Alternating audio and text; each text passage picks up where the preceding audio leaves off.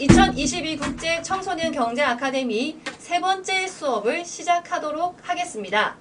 반갑습니다. 오늘은 제3교시 수업이 진행이 될 거고요. 오늘은 여러분들의 아이디어로 이 시간 열어보도록 하겠습니다. 1, 2교시 수업을 통해서 받았던 아이디어를 가지고 지금 여러분들이 많이 남겨주시고 계시고요. 이 수업은 아이디어 점수와 마지막 차시에 이어질 퀴즈쇼 점수가 합산이 되어져 최종 점수가 부여가 됩니다. 그리고 아이디어 점수가 제일 높은 사람 친구한테는요, 상품이 1등에게는 무조건 상품이 가고요. 그 다음에는 나머지 시상품과 시상금은 차등돼서 합산이 된 점수로 그렇게 나갑니다. 그러면은 시상금과 상장이 함께 수여가 된다는 점 알려드리면서 오늘 보내주신 이 아이디어는 심사평가가 전문가 15점, 청소년 여러분들 15점 이렇게 평가가 이루어지게 됩니다. 해서 100점 만점을 기준으로 이 아이디어에 대한 필요성 40점, 그리고 창의성 30점, 현실성 30점 이렇게 100점으로 이루어집니다. 오늘은 이 우수한 아이디어가 어떤 아이디어가 있었는지를 한번 알아보도록 하겠습니다. 자, 여러분들에게 지금 주신 여러 아이디어들 중에요, 제가 몇 가지 친구들과 공유할 수 있는 것들을 조금 하고 싶어요. 그리고 지금 카메라를 잘 켜고 계시는데요. 지금 저희가 녹화하고 캡처를 합니다. 해서 지금 현재 카메라가 켜져 있는 친구들 이름이 적혀 있는 부분은 체킹을 해서 상품을 드릴 수 있도록 하겠습니다. 몇 가지 제가 소개를 조금 시켜드리고 싶어요. 여러 친구들이 왔는데 옆에 교수님도 지금 보고 계셔서 혹시 교수님 읽어보신 것들 중에 이런 아이디어는 조금 괜찮았다라는 아이디어가 혹시 있으실까요? 예, 학생들 보니까 굉장히 다양한 아이디어가 많은데, 그죠? 보통 네. 보니까 이제 교통 문제, 버스나 택시 많고요. 그 다음에 이제 음식 배달, 그 다음 환경 쪽에 이제 분리 배출 이런 이야기가 참 많네요, 그죠? 네. 예. 나중에 제가 이제 끝부분에 네. 어떤 아이디어 좀 몇 가지 평가를 하도록 하겠습니다. 네네네. 그러면 조금 학생들한테도 좋을 피드백이 바로 있어서 좋을 것 같고요. 또 나중에 이게 평가가 된 이후에 등수가 매겨질 거라 교수님의 코멘트가 조금 도움이 될 수 있을 것 같습니다. 제가 몇 가지 조금 제가 이렇게 얘기를 한다 해서 이게 높은 점수를 받을 것이다라는 건 아니지만 그냥 서로들 이게 피드백과 공유의 시간이라고 생각하시고 들어주시면 될 것 같습니다. 봅시다. 제가 한 것 중에 하나는 해운대 청소년 수련관의 신가은 친구가 학교 학원을 출석할 때 통장에 100원씩 들어오게 하는 것. 네. 만약에 올 출석일 시 1000원, 예를 들어 코로나 사정으로 결석을 하면은 안 되고, 지각은 마이너스 50원, 이런 식으로 이게 학교를 가는 거에 있어서도 포인트를 뭔가 현금성 지급을 할 수 있는 이런 게 있으면 좋을 것 같다라는 아이디어가 있었고요. 그리고 또 공공장소에서 이 친구는 계림중학교 안수아 친구고요. 와이파이의 세부사항 표시 어플이네요. 공공장소에서 와이파이를 사용할 때 사람이 몰리면 신호의 세기는 강해도 속도는 느립니다. 이 점을 개선하기 위해 와이파이의 신호와 해당 와이파이를 사용하는 인원수를 표시를 하는 어플이 있으면 어떨까? 그쵸? 요것도 좋은 아이디어인 것 같아요. 몇 명이 이 와이파이를 사용하고 있는지 지금 서희 눈이 동그래졌어요. 그죠? 네, 요런 아이디어도 있었고요. 그 다음에 또 제가 하나 눈에 또 보였던 게 하림 친구는 해운대 청소년 수련관 김하림 친구였는데 폐가의 새로운 탄생입니다. 그래서 폐가가 많아지고 있는 걸 보아서 유튜버 분께서 콘텐츠로만 쓰는 걸 많이 보았습니다. 이런 폐가를 저희 나라에서 매입을 하여 이 폐가를 저희 청소년에게 꿈과 희망을 주는 센터나 요런 쉼터 같은 걸로 만들면 어떨까라는 그런 아이디어도 있었고요. 교수님 하나 또 읽어봐 주실 게 있을까요? 여기 보니까 해운대 청소년 수련관의 센텀장 오윤성 학생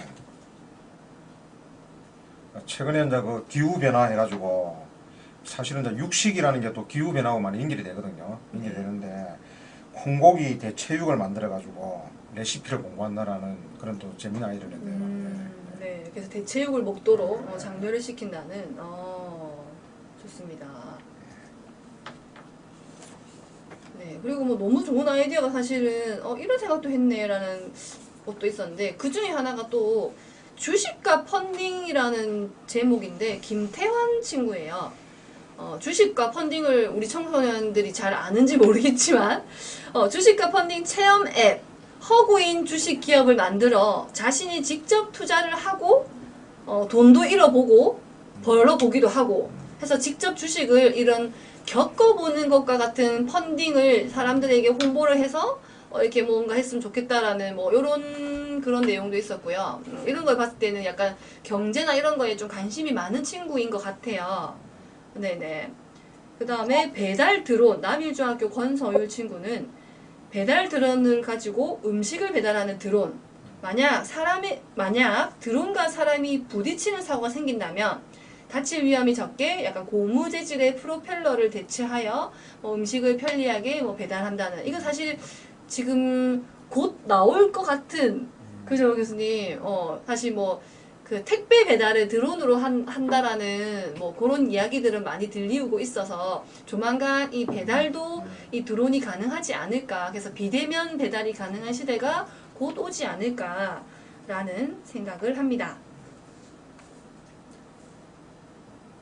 자, 그리고 또 이제 지금 얘기해드리는 거는 여러분들이 다른 친구들은 이런 생각을 했구나라는 거를 생각을 한번 해보시면 좋을 것 같아서 얘기를 드립니다. 교수님 또 혹시 있으실까요? 여기 그 해운대 성수련관 센텀장 허창준 씨도 재밌는 이야기 하셨네요. 네. 무인 창업. 네. 근데 우리 한국이 이제 거의 이제 선진국이 되었기 때문에 이제는 좀 더 이제 직업이 다변화될 필요가 있는데 이제 기존의 업체에 취직하는 것도 중요하지만은 스스로 창업은 굉장히 중요할 것 같아요. 중요할 것 같은데 이제 그 무인 창업을 통해서 한번 이렇게 테스트 해보고 거기 또 잘 되면은 확장하고 이런 것도 굉장히 좋은 아이디어인 것 같습니다. 네네. 그리고 해강중학교 이화정 친구도 노크식 스포크라고 해서 숟가락을 들다가 젓가락 포크를 드는 것 귀찮지 않을까요? 하면서 똑딱거리는 볼펜처럼 원래는 포크 형태를 띈 스폰인데 눌러서 바꾸는 이런 형태를 조금 개발을 해보고 싶다. 이러한 내용이었던 것 같습니다.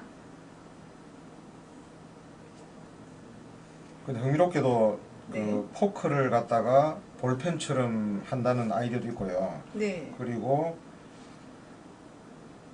초업중학교 김수진 학생 보면은 우산의 경우에 빗물이 흐르니까 앞부분에 이렇게 좀 여러 가지 스펀지 같은 걸 달아가지고 이제 그 물이 좀 덜 흐르도록 하자는 아이디어를 냈는데 사실은 이제 그 볼펜식 포크라든지 스펀지를 단 우산은 오래전에 아이디어가 제기된 바가 있어요. 제기된 바가 있는데 이게 이제 그 약간 이제 번거롭고 경제성이 떨어지는 바람에 실제로 채택이 안 된 그런 케이스입니다. 이런 그 케이스가 있었군요. 네. 네네네. 그러니까 우리가 이제 아이디어는 여러 가지 낼 수 있는데 그것이 또 실현되는 건 또 다른 문제일 수 있거든요. 맞습니다. 그러니까 아이디어를 내는 것도 중요하고 또 이제 실현될 수 있도록 또 이렇게 다듬는 것도 중요하고 그렇게 보고 싶습니다. 저희가 아마 공부를 하면서 여러분들이 느꼈을 때지만 모든 아이디어가 나한테서 끝나는 게 아니라 이게 공유가 되어질 때 내가 하지 못한 생각을 이렇게 방금 교수님처럼 보완을 해주신다거나 또는 그 아이디어에 플러스 알파가 되어진다면 실현 가능한 아이디어가 아니었던 것이 실현이 가능할 수도 있게 될 수도 있을 거기 때문에 또는 그게 지금이 아니라 세월이 흐른 이후에도 할 수 있을 거기 때문에 일단 우리 청소년들이 할 수 있는 생각과 어떠한 생각이든지 그게 글로 적어보고 한 번 더 생각해보고 고민을 해본다면 다 좋은 아이디어가 될 수 있다고 생각을 합니다. 예를 들어서 이제 그 태종대중학교 손수희 학생도 비슷한 이야기인데요. 과속 방지턱 있잖아요, 그죠? 네. 우리 차 도로에서 이렇게 속도를 줄이라고 있는 과속 방지턱 거기다가 비 오는 날 미끄럼 방지를 위해서 미끄럼 방지 패드를 설치하자 이렇게 돼 있잖아요. 그죠? 이게 상당히 좋은 아이디어인데, 근데 또 다른 측면에서 보면은 이거를 설치함으로써 운전자가 오히려 주의를 덜 할 수도 있거든요. 그러니까 그렇죠. 이거 좀 이제 너무 편리를 생각하다 보면은 운전자들이 주의를 안 하면은 그게 오히려 더 큰 사고도 될 수가 있는 거죠. 맞습니다. 그러니까 우리가 이제 아이디어를 내는 것 자체도 중요하지만은 또 그거로 인해서 발생할 수 있는 여러 문제도 한 번씩 생각해 보는 것도 좋을 것 같습니다. 아이디어에도 약간 양면성이 있다라는 그런 설명을 해주신 것 같습니다. 우리 박승원 친구, 해운대 청소년 수련관 박승원 친구인데요. 청소년 카페라고 해서 학교 안에 빈 교실에 청소년을 위한 카페를 열어서 청소년들이 책을 읽으며 쉴 수 있게 만들고 싶다. 이제 요즘 고령화가 가속되어 학생 수가 줄기 때문에 빈 교실이 많아지기 때문에 이러한 빈 교실을 조금 활용했으면 좋겠다라는 그런 의견도 있었습니다. 그 다음에 아이스 젤 물통 케이스라고 유승주 동현중학교 친구인데요. 비닐로 만든 물통 케이스 안을 아이스팩을 들어가는 아이스 젤로 채우고 그 안에 물통을 넣고 위에 다니는 끈을 묶으면 된다. 해서 이제 젤 물통 케이스를 그대로 이제 케이스로 하자라는 그런 내용인 것 같습니다. 자, 그러면 요렇게까지 지금 여러분들의 사실 더 많은 아이디어가 많은데요. 이제 요 나머지 아이디어들은 실제로 평가나 이루어지게 될 거고요. 평가 항목에 따라 점수가 매겨져서 최종 아이디어 왕을 뽑게 됩니다. 하면 그 아이디어 왕에 50점 하고 이번 주 토요일 날 있게 되는 퀴즈쇼의 50%를 합산을 해서 차등 시상을 하도록 하겠습니다. 혹시 질문이 있거나 나는 이 아이디어에 대해서 꼭 한마디 하고 싶어요 하는 친구가 있을까요? 네, 그런 친구들은 언제든지 채팅창을 이용해서 참여해 주시면 됩니다. 네, 지금 여러분들 너무 카메라 잘 켜시고 잘 참여해 주고 계시거든요. 잘 듣고 있으시죠? 한번 이렇게 손 한번 흔들어 주시면 좋습니다. 좋습니다. 좋아요. 오케이. 잘 듣고 있군요. 좋습니다. 해운대 청소년 수련관 친구들도요, 여기 많은 친구들이 있으니까, 본인을 조금 어필해주면 제가 추가로 상품이나 드릴 수 있거든요. 그래서 그런 부분, 이제 같이 손도 흔들어주고 잘 하고 계시니까, 그런 부분 잘 해주시면은 다른 친구들 못지않게 더 즐겁고 상품도 받아가고, 그런 좋은 시간이 되었으면 좋겠습니다. 자, 그러면 지금 우리 오늘 3차시 수업을, 교수님께서 준비해 주시려고 와 계시고요. 오늘 3차 실수업은 과학과 기술 발전의 시작은 우연이라는 주제로 송성수 부산대학교 교양교육원 교수님을 모셨습니다. 오늘 대단하신 분을 모셨기 때문에 여러분 좋은 말씀을 한번 들어보도록 하겠습니다. 교수님 반갑습니다. 네, 박수로 안녕해 주십시오. 네, 박수 주십시오. 네. 오늘 보니까 해운대학에서 좀 많이 오셨네요. 저는 소속이 해운대학이 아니고 부산대학입니다. 농담이시죠? 네, 웃자고 하는 소리입니다, 여러분. 예. 자, 저희 화면을 뒤로 띄워볼까요? 네, 예. 저렇게 저희 뒤로 이렇게 PT 화면이 나가고 있습니다. 나오고 있습니까? 네, 예, 네. 예, 예. 자, 저는 저기 공부하는 분야가요. 과학기술의 역사, 과학기술과 사회, 과학기술 정책 이런 분야를 공부하고 있습니다. 우리 보통 문과, 이과로 많이 나누는데 저는 문과와 이과의 짬뽕이라고 보시면 될 것 같습니다. 그게 무슨 말이냐면요. 네. 여러분들은 지금 생각하는 여러 분야가 있을 텐데 나중에 살다 보면은 이상한 분야들이 굉장히 많아요. 그래서 처음부터 너무 분야를 정하지 말고 나중에 훨씬 더 많은 분야가 있을 것이라는 걸 마음을 좀 열어두시기 바랍니다. 어찌 보면은 제가 이런 분야를 공부하게 된 것도 상당히 우연인 것 같은데 그런 분야를 통칭하는 말이 여기 소개된 것처럼 과학기술학이라고 합니다. 과학기술학. 과학기술에 대한 인문사회과학이라는 뜻인데요. 영어로는 Science and Technical Studies 이래서 줄여서 STS거든요. STS. 그런데 세월이 지나다 보니까 제 이름이 송성수인데 영문 이니셜을 하면 어떻게 됩니까? SSS가 되죠. 그죠? 어느 순간에 STS가 내 동생이구나라는 깨달음을 얻었습니다. 그래서 우리가 자꾸 필연화 시키는 거죠. 네. 처음에 우연찮게 이 공부를 하게 됐는데 나중에 끼워 맞춰가지고 이게 필연이다 그렇게 생각하는 겁니다. 우연과 필연은 서로 막 연결되어 있는 거죠.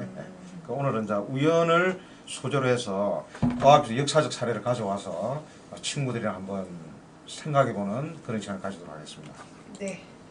자, 조금 어려운 단어일 수도 있는데 오늘 요 단어만 배우시면은 뭐 다 된 겁니다.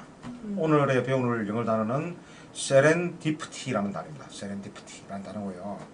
요게 영어로도 안 나왔었어요. 나왔는데 여기 이제 뭐 영어로 표현되어 있습니다만은 뭔가 좋은 걸 찾았다. 별로 look for도 안 했는데 우리가 이제 보다라는 영어에는 see도 있고 look for도 있는데요. see는 그냥 자연스럽게 보이는 거고요. 별 의식 없이. 근데 look for는 신경을 써서 보는 거거든요. 근데 신경을 써서 보지도 않았는데 뭔가 좋은 걸 발견했다. 내가 그동안에 옆에 있는 남친이나 여친을 전혀 몰랐다가 별 신경 안 썼는데 어느 순간에 마음에 들었다. 라는 걸 소재로 해서 나온 영화가 세렌디피티입니다. 그러니까 요게 좀 이제 우연을 상징하는 굉장히 중요한 단어인데요. 예, 과학기술의 경우는 어떻게 해석하냐면은 우연에 의해서 아주 중요한 발견을 하거나 발명을 하는 케이스를 세렌디피티라고 합니다. 오늘 다룰 내용이고요. 근데 또 이제 다른 의미로는 그것도 능력이 있어야 되겠죠. 우연이라든지 행운이 다가올 때 그를 볼 줄 아는 눈이 있어야 됩니다. 네. 그래서 능력 자체를 이제 세렌디피티라 하기도 합니다. 그래서 오늘 이제 다룰 테마를 갖다 간단히 정리해 보면은 과학기술 시작은 우연. 제가 시작을 빨간걸 해놨는데 시작은 우연일 수 있지만은 그 우연만은 끝나는 거 아니에요.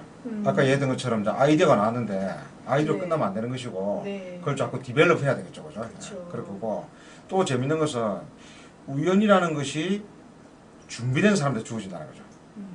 어찌 보면은 뭐 그동안에 많이 준비하고 골똘히 생각하고 있는 사람한테는 어떤 일에서 새롭게 볼 수 있다는 거죠. 그런 여러 가지 의미를 가진 단어가 세렌디피티. 오늘 아마 그 퀴즈 중에 들어갈 문제일 것 같은데요. 오늘 영어 하나 배워놓고 생각하시고 세렌디피티 한번 따라해 봅시다. 세렌디피티. 세렌디피티. 네. 힌트를 세렌디피티. 주셨습니다. 네. 네. 자, 첫 이야기부터 할게요. 예. 네, 다음 페이지 보겠습니다. 자, 뭐 인류의 발명품들이 굉장히 많죠. 발명한 결과들은 대체로 이제 특허라는 걸로 우리가 표현이 되는데요. 네. 그러니까 그동안에 뭐 받았던 세계에 있었던 특허가 뭐 수십억 개가 될 거예요. 될 텐데 그 특허 중에서도 보면은 세상에 널리 사용돼 가지고 파급 효과 큰 것도 있고 또 어떤 건 그냥 장롱 특허라고 그냥 특허만 받고 아무 사용도 없는 그런 특허가 있는데 세상에서 가장 파급 효과가 컸던 발품은 무엇일까요? 라는 질문입니다. 네, 혹시 여러분들 세상에서 가장 파급 효과가 컸던 발명품이 무엇일까요? 우리 채팅창으로 조금 같이 공유를 하면서 수업을 진행해 볼까요, 여러분? 자기가 생각하는 발명품, 지훈 친구는 디지털 기기, 민경 친구는 인터넷. 예, 네. 좋습니다. 예, 예. 또 다른 의견 있나요? 이런 식으로. 보경 친구는 연필. 오, 대단합니다. 오, 예. 좋아요. 이렇게 적극적인 참여 너무너무 좋습니다. 근데 전부. 사실은 어떤 게 가장 파급 효과인지 알 수가 없어요. 그러니까 파급 효과를 측정이 나름이니까. 네. 뭐 어떤 사업을 하면은 뭐 몇 조의 파급 효과가 있다고 예측을 하지만은 뭐 실제로 알 수가 없습니다. 네. 어디까지 측정하느냐라는 것도 달라지고 또 측정이 제대로 된 것도 문제가 있는데 그 이제 많은 학자들이 주목하는 게 뭐냐면요. 요겁니다, 요거. 네, 그게 저게 뭘까요? 뭐죠? 철조망. 네. 가시철사죠, 가시철사. 아, 그런데 우리 친구들이 답변한 것처럼 보통 파급 효과가 컸던 발명품 하면은 뭔가 인터넷이나 디지털이나 휴대폰처럼 거창한 걸 생각하는데 연필이나 이런 가시철사, 철조망 조그만 것들이 굉장히 파급이 클 수가 있는 거죠. 이게 이제 철조망이고요. 공식 명칭은 가시철사입니다. 가시철사. 가시철사. 가시철사, 네. 철조망. 영어로는 barbed wire 이렇게 합니다. 요 점은 제일 간단한 기술이죠. 네. 요 보면은 두 가닥으로 철사줄을 꼬잖아요. 네. 그죠? 가운데 그죠? 꼬고 수직으로 몇 개를 더 이렇게 해서 뭐 외부에서 누가 들어오지 못하게 하고, 네. 그죠? 우리가 뭐 동물이 들어오지 못하게 울타리를 치기도 하고, 또 이제 휴전선에 가면은 뭐 이렇게 철조망을 치기도 맞습니다. 하고, 네. 이런 것이 굉장히 이제 효과 컸던 발명품이라는 거죠. 네. 그래서 아까 말씀드렸듯이 효과가 큰 발명품이 오히려 간단한 기술일 수 있다는 겁니다. 그렇네요. 그런데 우리가 또 생각해 보면은 간단한 기술은 굉장히 빨리 등장했을 것 같아요. 네. 그죠? 뭐 네네. 구석기 시대 사람도 할 수 있을 것 같아요. 네. 할 수 있는데 의외로 19세기 후반이 되었어야 등장합니다. 아, 예, 19세기 미국에서 등장하는데요. 옛날 사람들 울타리를 많이 쳤습니다. 초창기 때 울타리를 치는 방법은 돌을 쌓아서 담을 쌓거나 네. 아니면 이제 나무를 이렇게 재거나 이렇게 했죠. 했는데 그렇게 지내고 있다가 미국이 19세기가 되면은 미국이 원래 이제 그 동부에 시작됐잖아요. 동부에 몇 개 주로 시작됐다가 서부로 확장을 합니다. 이 서부로 확장하는 과정을 우리가 보통 이제 프론티어 그러죠. 서부의 확장의 개척 정신, 그러니까 프론티어 정신을 가지라는 거죠. 네. 그래서 서부로 이렇게 쭉 확장을 하다 보니까 대초원을 거치면서 곡물을 노리는 동물들이 많아집니다. 그래서 울타리를 갖다가 돌로 쌓고 나무로 쌓다 보니까 그것을 건설하는 비용이 우리가 내는 세금에 육박할 정도로 비용이 많이 들더라는 거죠. 그래서 무슨 말이냐면은 간단한 것 같으면서도 그것이 이슈가 되려면은 그 사회에서 뭔가 필요가 있어야 되고 네. 경제적인 이유가 이제 그 뒷받침이 돼야 된다는 거죠. 필요한 그러던 중 경제적인 이유. 네. 그러다 보니까 이제 사람들이 아이디어를 내는 거죠. 아, 뭐로 울타리를 할까? 돌과 나무는 비싸다 이거죠. 그쵸. 뭐랄까. 그래서 이제 처음 냈던 아이디어가 가시가 있는 식물을 울타리하면 어떨까? 뭐 식물은 뭐 따로 재배할 필요도 없고 있는 거니까 갖다 쓰면 되잖아요. 그죠? 네네. 그래서 그때 가장 많이 썼던 울타리가 오세이지 오렌지라는 울타리입니다. 네. 여기 이제 왼쪽에 그림이 있는 거죠. 그림이 있고요.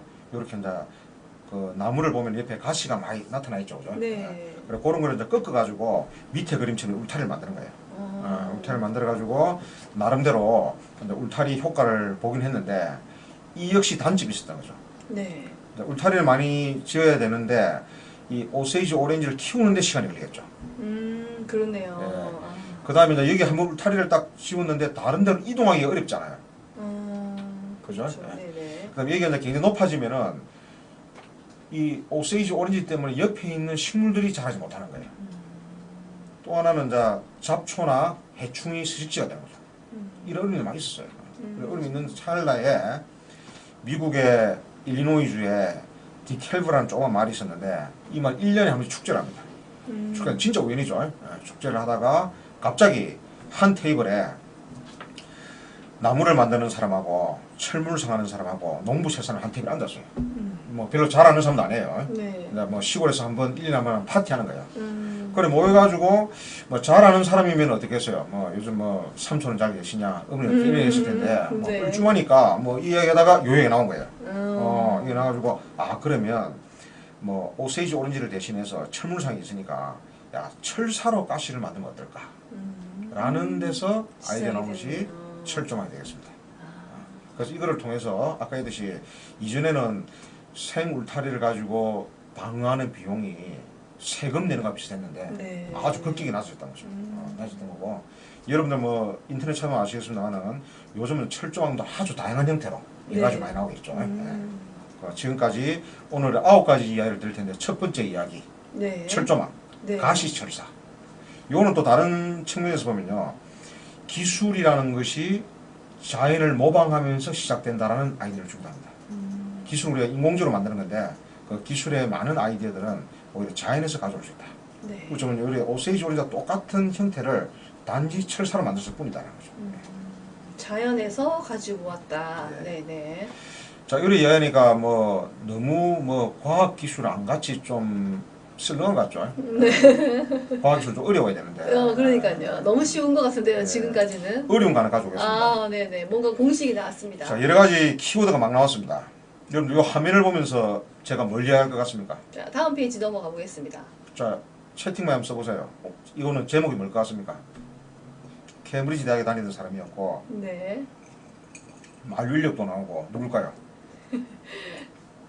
누굴까요? 뉴턴이죠. 뉴턴. 네. 강한 뉴턴 친구. 하면은, 뉴턴 관련 우연하면 뭐가 생각납니까? 뉴턴의 뉴턴의 무슨 중력? 중력. 네. 예. 지운 친구. 중력이 이제 만류와 같은 말이고요. 네. 예. 사과. 그렇죠. 뉴턴의 사과입니다. 좋아요. 사과. 이런 데 많이 들어보셨던 뉴턴의 사과입니다. 네, 많이 들어봤을 겁니다. 뉴턴의 사과. 그죠? 예. 자, 뉴턴이 케임브리지 멤버였습니다. 근데 요즘은 이제 케임브리지 대학 가기 어려운데요. 이때는 뭐 별로 가기 어려운 건 아니었어요. 예. 어렵고요. 예. 케임브리지를 다니다가 그때 패스트가 발생해가지고 요즘 치면 이제 코로나 좀 되겠죠. 네. 학교가 휴교령을 내려가지고 이제 자기 고향으로 돌아왔어요. 돌아온 때가 이제 1665년, 1666년인데 그 무렵에 뉴턴이 세 가지를 바바박 알아냈답니다. 만류력도 알아내고요. 네. 미적분학도 알아내고요. 색깔림도 알아내요. 자, 색깔림은 뭐냐면요.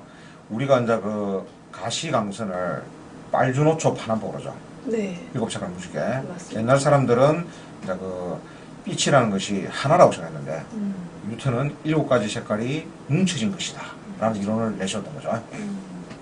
여기서 우리가 또 한번 생각해 봅시다. 정말 과시광선, 눈에 보이는 광선이 7가지일까요? 요즘 몇 가지예요? 여러분 생각은 어떤가요? 지훈 친구는 X 아니라고 표현을 해줬고요. 요즘 몇 가지예요? 예. 요즘은 8가지. 이제 카메라 하수에 따라 달라지죠. 네. 하수가 20만 개면 색깔이 20만 개고, 네. 100만 개면 100만 개죠. 근데 이때 7가지로 했던 이유는 도레미파솔라시 음계에 맞춰서 7가지를 했다고 그래요. 사실 그 점은 경계가 굉장히 불분명하잖아요. 네. 빨간과 중앙이 확실히 구분되는 건 아니고. 그렇죠. 예, 네네. 그렇습니다. 예.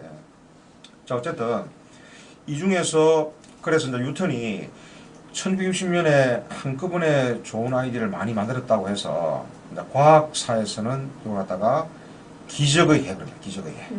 기적의 해. 이제 라틴어는 아누스 미라빌리스. 미레큘러스 이어. 이제 그렇게 하는 거죠. 예.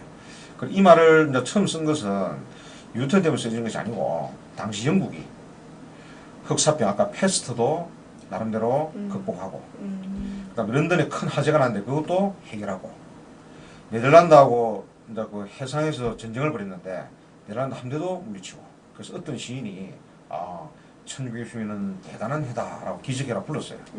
불렀는데 그런 이제 과학의 역사는 양반들이 갖다 써가지고 뉴턴이 이 연도에 상당히 많은 것을 동시에 발견했으니 기적의 해라고 하자 이렇게 된 거죠. 자, 또 질문 하나 어려울 수가 있는데 또 다른 기적의 해는 1905년을 꼽습니다. 과학의 네. 역사에서. 네. 1905년에 쯤 되면 누가 생각이 나시는가요? 1905년에 무슨 일이 있었을까요? 뉴턴과 쌍벽을 이루는 과학자는 누가 있을까요? 혹시 여러분들 아시는 친구 있을까요? 아인슈타인, 예, 맞습니다. 똑똑해요. 상품 바로 드려야 되겠다. 예. 진짜요? 그 정도로 똑똑한 네. 대답이었나요? 아인슈타인도 1905년에 3가지를 바바박 알아냈어요. 그 3가지가 무엇인지는 여러분이 한번 찾아보시기 바랍니다. 네. 네, 찾아보시고요. 자, 그럼 원래의 주제로 돌아가서 뉴턴이 사과를 통해서 알아냈다고 하는 것은 만류인력이에요. 만류인력. 만류인력이라는 것은 우리 이제 그 용어에 한문 용어가 많은데요. 모든 것에 존재하는 인력, 끌어당기는 힘. 그러니까 이제 뭐 지구와 달 사이에도 끌어당기는 힘이 있고, 그다음 나와 사과 사이에도 끌어당기는 힘이 있는 거죠. 끌어당기는 힘이 있는데 그 만류인력이 지구로 돌아오면은 표현한 게 중력이라고 우리가 표현하는 거죠. 네. 중력 그렇게 표현하는 겁니다. 하는데 그래서 이제 뉴턴이 뭐 1660년에 어딘가 앉아서 책을 보다가 사과가 떨어지는 우연을 경험하면서 네. 만류를 알아냈대요. 우연이죠, 우연. 그죠? 우연입니다. 자, 근데 여기서 우리가 좀 생각해 보면요. 사과가 떨어지는 것은 많은 사람들이 봤겠죠. 그쵸, 맞아요. A도 보고 B도 보고 개똥이도 보고 말똥이도 봤을 텐데 네. 왜 뉴턴만 사과가 떨어질 때 만류력을 발견했을까? 그거는 뭐냐면요. 뉴턴이 만류력 비슷한 거를 계속 골똘히 생각하고 있었기 때문에 그때 이제 맞구나 이렇게 생각합니다. 그죠? 깨달음을 준 거예요. 깨달음을 준 겁니다. 예. 여기 이제 만류력 공식이 나오죠. 예. 뭐 공식 싫어하는 친구들 계실 텐데 뭐 간단한 걸 좀 알 필요가 있습니다. F 이꼬르 G R 제곱분의 M1 M2. R이 반지름이죠, 반지름. 그래서 이제 나와 사가 있으면은 나와 사가 사이의 거리. 그다음 M1 M2는 M은 질량이죠. 나의 질량, 사가의 질량이라는 거죠. 그죠? 자, 그러면 이제 사과와 지구를 보면은 그죠? 사과도 질량을 가지고 있고 지구도 질량을 가지고 있는데 지구가 질량이 훨씬 크죠. 그래서 서로 끌어당기는 힘이 있는데 지구가 워낙 큰 힘으로 끌어당기니까 사과가 떨어지는 거예요. 떨어지는 겁니다. 네. 자, 그러면 뉴턴이 생각했던 게 정말 사과였을까라는 또 의문이 생길 수 있어요. 네. 생기는데 얘가 제가 한번 좀 읽어볼게요. 제가 나중에 정리해본 건데 다음 페이지입니다. 네, 천천히 읽어보겠습니다. 전하는 일화에 따르면 뉴턴은 떨어지는 사과를 보고 만류 법칙을 발견했다. 다른 사람과 달리 뉴턴은 떨어지는 사과를 무심히 넘기지 않았으며 사과가 떨어진 이유를 지구에 끌어당기는 힘을 찾았다는 것이다. 그러나 뉴턴의 생각에 사과에 머물지 않았던 것으로 보인다. 뉴턴은 그러한 힘이 달에 미치면 어떨까라는 생각을 하는 거죠. 사과는 떨어지는데 왜 달은 떨어지지 않을까? 그 이유는 방금 말씀드렸듯이 사과는 질량이 작기 때문에 떨어지지만은 달은 질량이 있으니까 서로 그 인력이 팽팽하게 돼가지고 정해진 궤도를 돈다라는 거죠. 돈다는 겁니다. 그래서 어찌 보면은 뉴턴이 만류 인력을 생각하게 된 것은 단순히 사과만 봤기 때문이 아니고 네. 사과를 통해서 달도 유출하는 거죠. 왜 사과는 떨어지는데 달은 안 떨어질까? 라는 거죠. 그래서 요즘에 이제 과학을 하시는 분들은 뉴턴에게 중요한 것은 뉴턴의 사과는 뉴턴의 달이다. 그런 얘기 하고 있습니다. 뉴턴의 달. 이것도 이제 뭐 재미있는 이해할 수 있는데요. 이제 뭐 우리가 뉴턴의 사과처럼 사과가 떨어지는 걸 보고 만류를 발견했다. 이건 어찌 보면은 과학이란 것이 한 번에 사건이 있으면은 해결될 것 같은데, 법칙이 나올 것 같은데, 네. 사실은 뭐냐면은 그런 거를 관찰할 수 있을 정도로 고민이 많아야 되고요.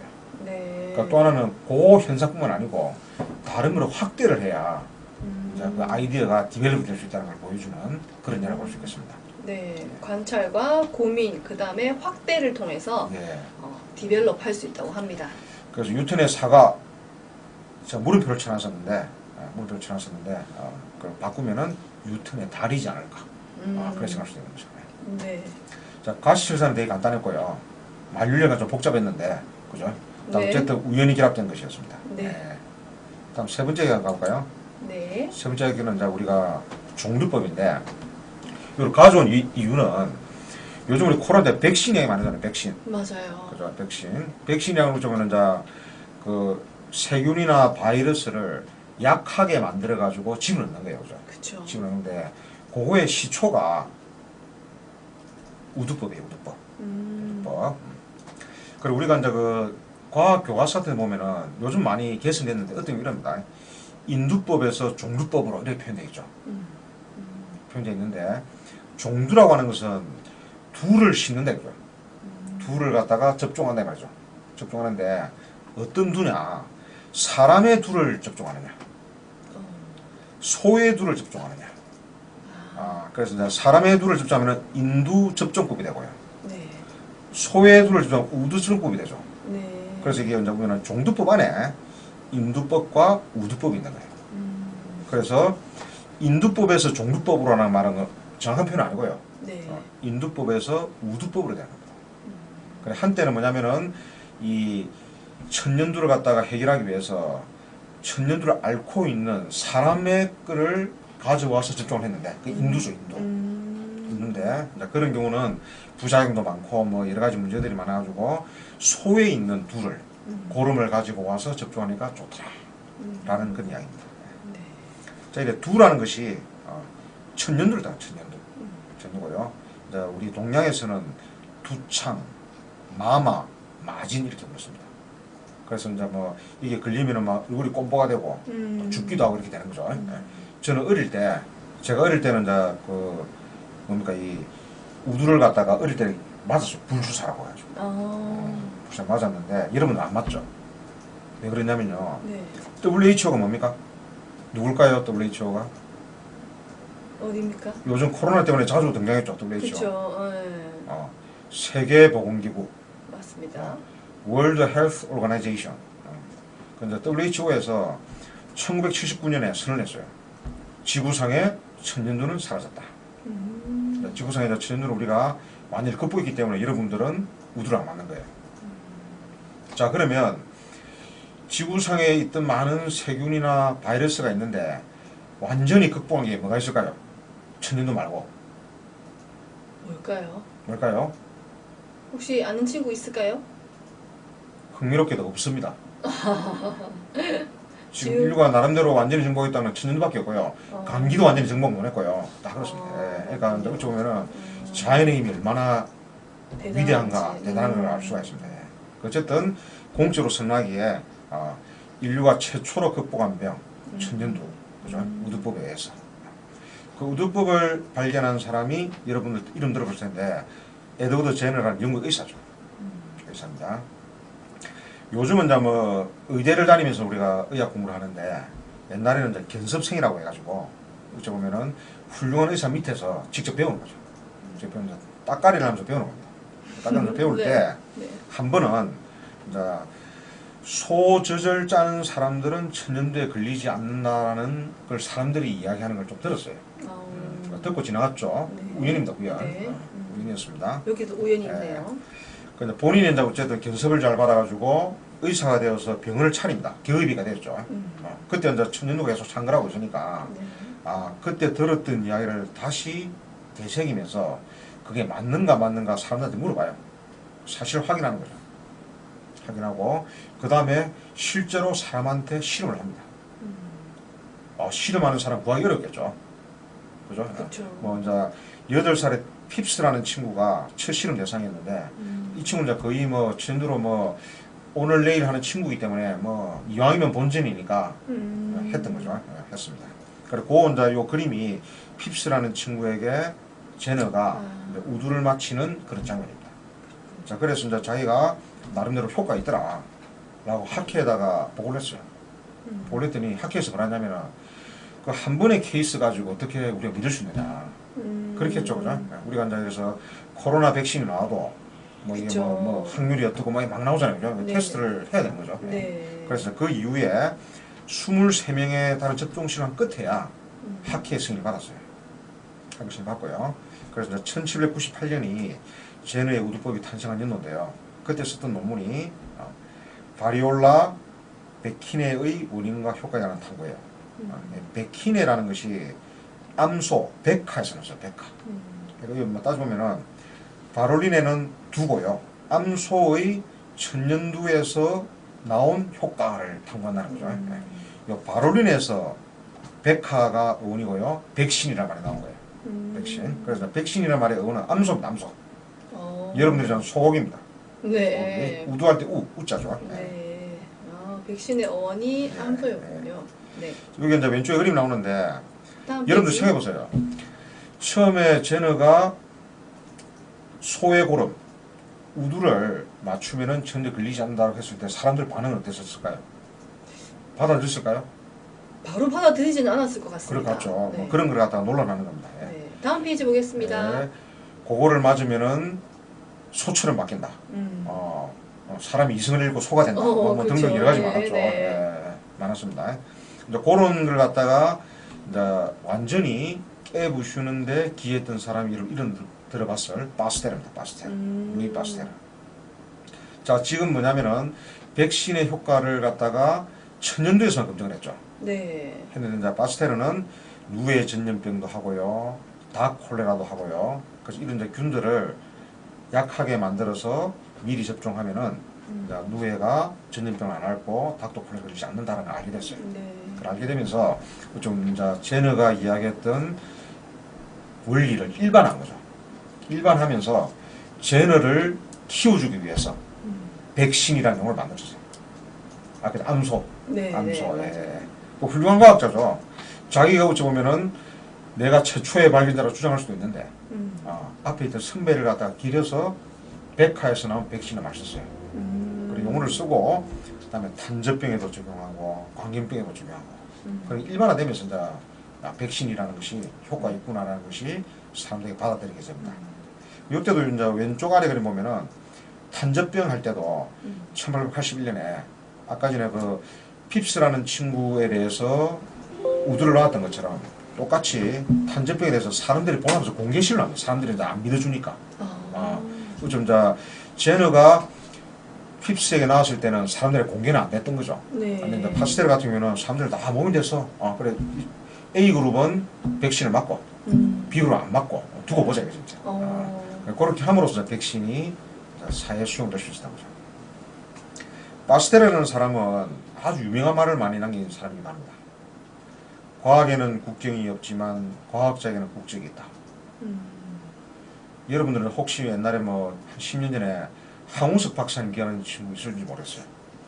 저는 기억이 나는데 우리 친구들도 알까요? 그래, 항우석 박사님이 비슷한 이야기 했는데 이 글의 원조는 바스테르입니다. 바스테르고요. 바스테르가 또 우연을 이야기하면서 관찰의 세계에서 우연, 기회는 준비된 마음만이 잡을 수 있다는 걸 또 이야기하는 사람도 바스테르입니다. 네. 지금 이야기한 것은 이제 그 백신이라는 것은 처음에 우두법으로 제너에서 탄생을 했는데 일반화시킨 사람은 바스테르다. 그리고 또 하나는 제너가 우두법을 발견했던 경우에는 처음에 우연한 정보를 가지고 있잖아요, 그죠? 네. 그걸 기억하고 있다가 자 나중에 그걸 확인하고 실험을 확대함으로써 됐던 거고 그걸로 이제 사람들이 다 받아들이는 거 아니고 그런 케이스가 여기도 적용해보고 저기도 일반화되면서 네. 백신이라는 거를 받아들였다는 겁니다. 그렇죠. 여러분이 옛날 사람 생각해보세요. 야, 그 어찌 보면은 백신이라는 것이 바이러스나 세균을 약화시킨 건데 그걸 집어넣는다는 게 말이 되겠어요? 맞아요. 어렵겠죠, 그죠? 네.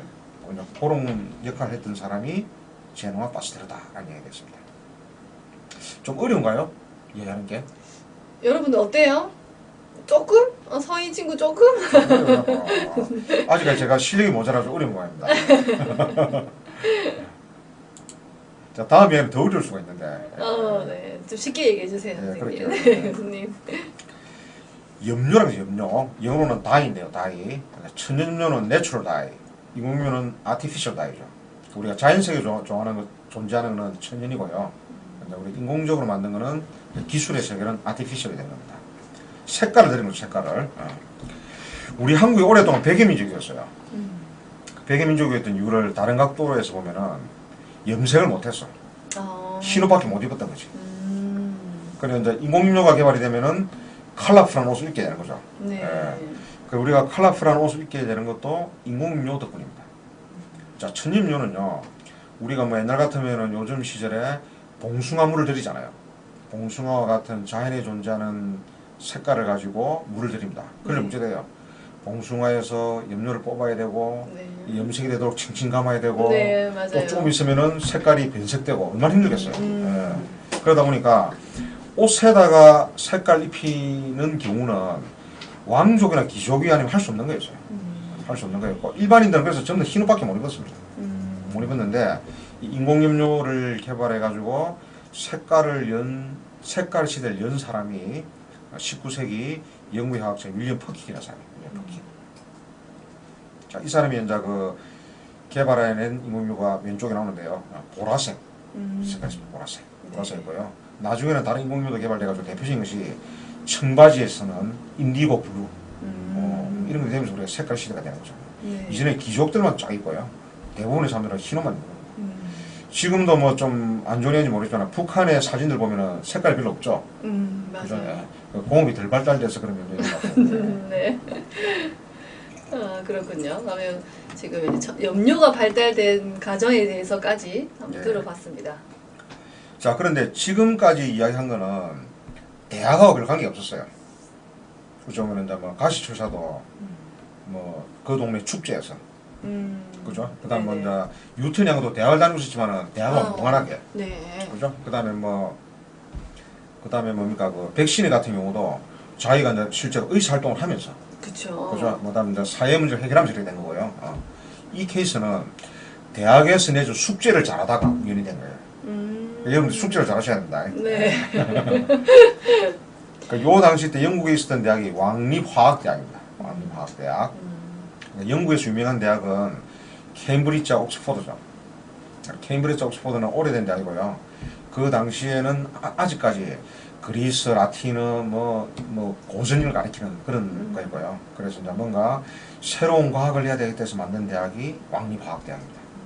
우리나라로 지금 카이스트 비슷한 거죠. 옛날에 뭐 서울대도 있고 여러 대학이 있지만은 뭔가 전통에 종속되어 있고 새로운 안 하더라 이거죠. 그래서 이제 화학에 특화된 대학입니다. 요 대학 학장으로 왔던 사람은 요 당시 때 화학이 제일 발달되던 동네는 독일이에요, 독일. 독일 중에 호프만 교수 왔어요. 호프만 교수는 뭘 연구하는 사람이냐면은 콜타르에서 화학물질 합성한 사람이었습니다. 콜타르는 뭐냐면요, 석탄의 찌꺼기를 가지고 만든 거예요. 그럼 요 당시에 이제 산업혁명이 막 일어나가지고 뭐 석탄소 남 찌꺼기 많잖아요. 네. 이게 처분하기도 힘든데 그거 가지고 실험해 주니까 얼마나 좋아요. 그래서 실험할 때 재료를 잘 선택해야 됩니다. 그러네요. 그거를 가지고 이제 합성화학을 했던 거죠. 그 이 양반은 이제 우리가 흔히 얘기하듯이 강의식 교육이 아닌 실험 위주 교육을 하는 거죠. 학생들한테 직접 하는 거 숙제도 많이 내주고요. 그러니까 이제 강의 시간에 퀴닌이라는 거를 여러분들이 합성하면은 인류에 크게 기여할 것이다. 퀴닌이 이제 말라리아 치료제인데요. 아까 전에 뭐 천연두처럼 인류를 오랫동안 괴롭혔던 전염병이 3대 전염병이 뉴턴이 고향으로 왔던 패스트, 그 다음에 천연두, 말라리아 삼총사죠. 삼총사인데 이 말라리아는 퀴닌이라는 걸 가지고 천연 약품을 가지고 치료를 했었는데 그거를 인공적으로 합성하면은 정말 좋을 것이라는 이야기를 했어요. 그러다가 1850년입니다. 19세기 중엽부대죠. 네, 다음 페이지입니다. 다음 페이지로 왔습니다. 부활절 휴가 때 시간도 나고 선생이 이런 거 이야기했으니까 내가 퀴닌을 만들어 도전해보자 이거죠. 그래서 콜타르에서 또 여러 가지 합성물질을 만듭니다. 그중 하나가 톨리우딘이라는 것인데 그거를 예를 들어서 합성을 해봤더만은 찌르기 나오고 뭐 좋은 거 안 나더라 이거죠. 자, 한 번에가 실패했어요. 좌절하지 않고 원료를 바꿨어요. 아닐린으로. 바꿨더니 완전히 시커먼 덩어리가 나왔어요. 이도 실패한 거죠. 그래서 끝났으면 되는데 어쩌다 이 친구가 이걸 갖다가 주물러 봤어요. 주물러 봤더니 손가락에 달라붙지 않더라. 오, 신기하다 이거죠. 알코올을 떨어뜨려 봤더니 보라색 색깔 나더라고요. 이게 뭐냐면은 뭔가 내가 실패한 것 같은데 그걸 버리지 않고 우연찮게 만져도 보고 알코올 좀 떨어뜨려 보는 거죠. 오, 이 색깔이 나오더라고요. 보랏빛 색깔이. 아, 그러면 요 색깔을 갖다가 옷감을 물들이는데도 되지 않을까? 물이 들어지는 거예요. 그래서 아닐린에서 나온 보랏빛깔이라고 해서 아닐린 퍼플. 퍼플이 보랏빛이라는 뜻이에요. 퍼플. 여기 이제 화학식이 나오는데 여기 이제 아닐린으로부터 이쪽에 이제 오른쪽에 기를 갖다 바꿔가면서 보라색 색깔을 만든 거예요. 어찌 보면은 석탄이나 시커먼 데서 아닐린을 만들고 그 시커먼 데서 보랏빛깔 나온 거예요. 석탄 같은 시커먼 그런 연료에서 보랏빛깔 나온 상상 못하는 거죠. 그렇죠. 네. 그렇죠. 예. 그래서 아닐린 퍼플이라고 이름을 붙였는데 프랑스 사람들은 이제 그 식물 중에 모브라는 식물이 있어요. 보랏빛 빛깔을 모브라고 불렀기 때문에 모브가 되는 거죠. 그래서 어찌 보면은 인류 최초의 인공면은 아닐린 퍼플 또는 모브가 되는 겁니다. 네. 자, 다음 페이지로 갑시다. 우연의 계기는 교육과 숙제입니다. 네. 수업 시간에 숙제를 잘 하다 보면은 네. 또 우연히 생길 수가 있는 거예요. 그렇죠. 네, 네. 자, 모브가 인기를 막 누리게 되는데요. 이 인기를 누릴 때 크게 기한 사람은 두 명의 여성입니다. 빅토리아 여왕과 유제니 항우. 왜 그러냐면은 당시에 패션을 선도했던 사람은 요즘은 뭐 연예인들이지만은 이때는 왕이라 귀족이었죠. 네. 이 양반들이 보라색 물감을 탁 들인 옷을 모브로 물들인 옷을 입고 탁 하니까 이게 그냥 퍼지는 옷이다 좋네. 네, 그런 역할을 할 수가 있습니다. 하나 한번 또 읽어보겠습니다. 인용문. 네. 이 무렵에 살던 사람이 아니고서는 이 염료가 모브가 콜타르 시커먼 거로부터 얻어졌다는 사실이 이해가 정말 어려울 텐데 당시에 대중의 상상력을 엄청나게 자극했다. 만나는 사람들 그 얘기합니다. 이거 시커먼 석탄에서 쓸모없는 석탄에서 보랏빛 염료가 나왔다는 거죠. 그래서 교통경찰까지도 모브온이에요. 모브온. 모브는 뭐냐면 무브온. 이 차 대세요. 교통신고가 했습니다 할 때 무브온이 안 하고 모브온이라 할 정도로 대중의 상상력을 갖다가 불러일으킨다는 거죠. 그만큼 이슈가 되었던 거네요. 네. 자, 이제 점점 더 어려지고 있죠. 과학과 기술이 이제 시대가 갈수록 복잡해지니까 점점 더 어려지고 있습니다. 어려지고 있는데, 다섯 번째 이야기. 여러분, 이거 들어보셨죠? 역사는 1등만을 기억합니다. 그죠? 여러분들의 생각은 어떤지 한번 들어보고 싶은데요. 역사는 1등만을 기억한 그런 세상. 그 생각합니까, 여러분? 1등이 중요한 거예요? 끄덕끄덕하는 친구도 있고 웃고 있는 친구도 있고 뭐 그렇네요. 네. 어떤 내용일까요? 이거는 뭐냐면요. 이거는 우리나라의 어떤 기업의 광고였어요. 어떤 기업이냐? 여러분이 잘 아는 삼성전자. 삼성전자가 1994년 8월 29일 날에 256메가드램을 개발했어요. 그 이전에는 뭐냐면은 개발을 했지만 선진국보다 늦게 개발했죠. 그러다 256메가디램의 경우는 세계 최초로 개발했어요. 그러니까 이제 자기들 1등이 되죠, 진짜. 그걸 광고하는데 1등을 한 날 광고 날짜를 8월 29일로 잡았어요. 좀 있으면 8월 29일인데 그날이 무슨 날인지 아세요 혹시? 아니요, 무슨 날이. 무슨 날일까요? 8월 29일? 혹시 아는 친구 있나요? 갸우뚱? 8.15는 강복절이고 8월 그렇죠. 29일은 무슨 날이죠? 한일 합방된 날이죠. 어. 정술국치일. 어. 일본이 이제 우리가 이제 식민지가 됐던 날이죠. 예. 그날에 딱 맞춰서 딱 발표를 했어요. 발표를 하면서 이렇게 대한제국대의 태극기를 딱 내세운 거죠.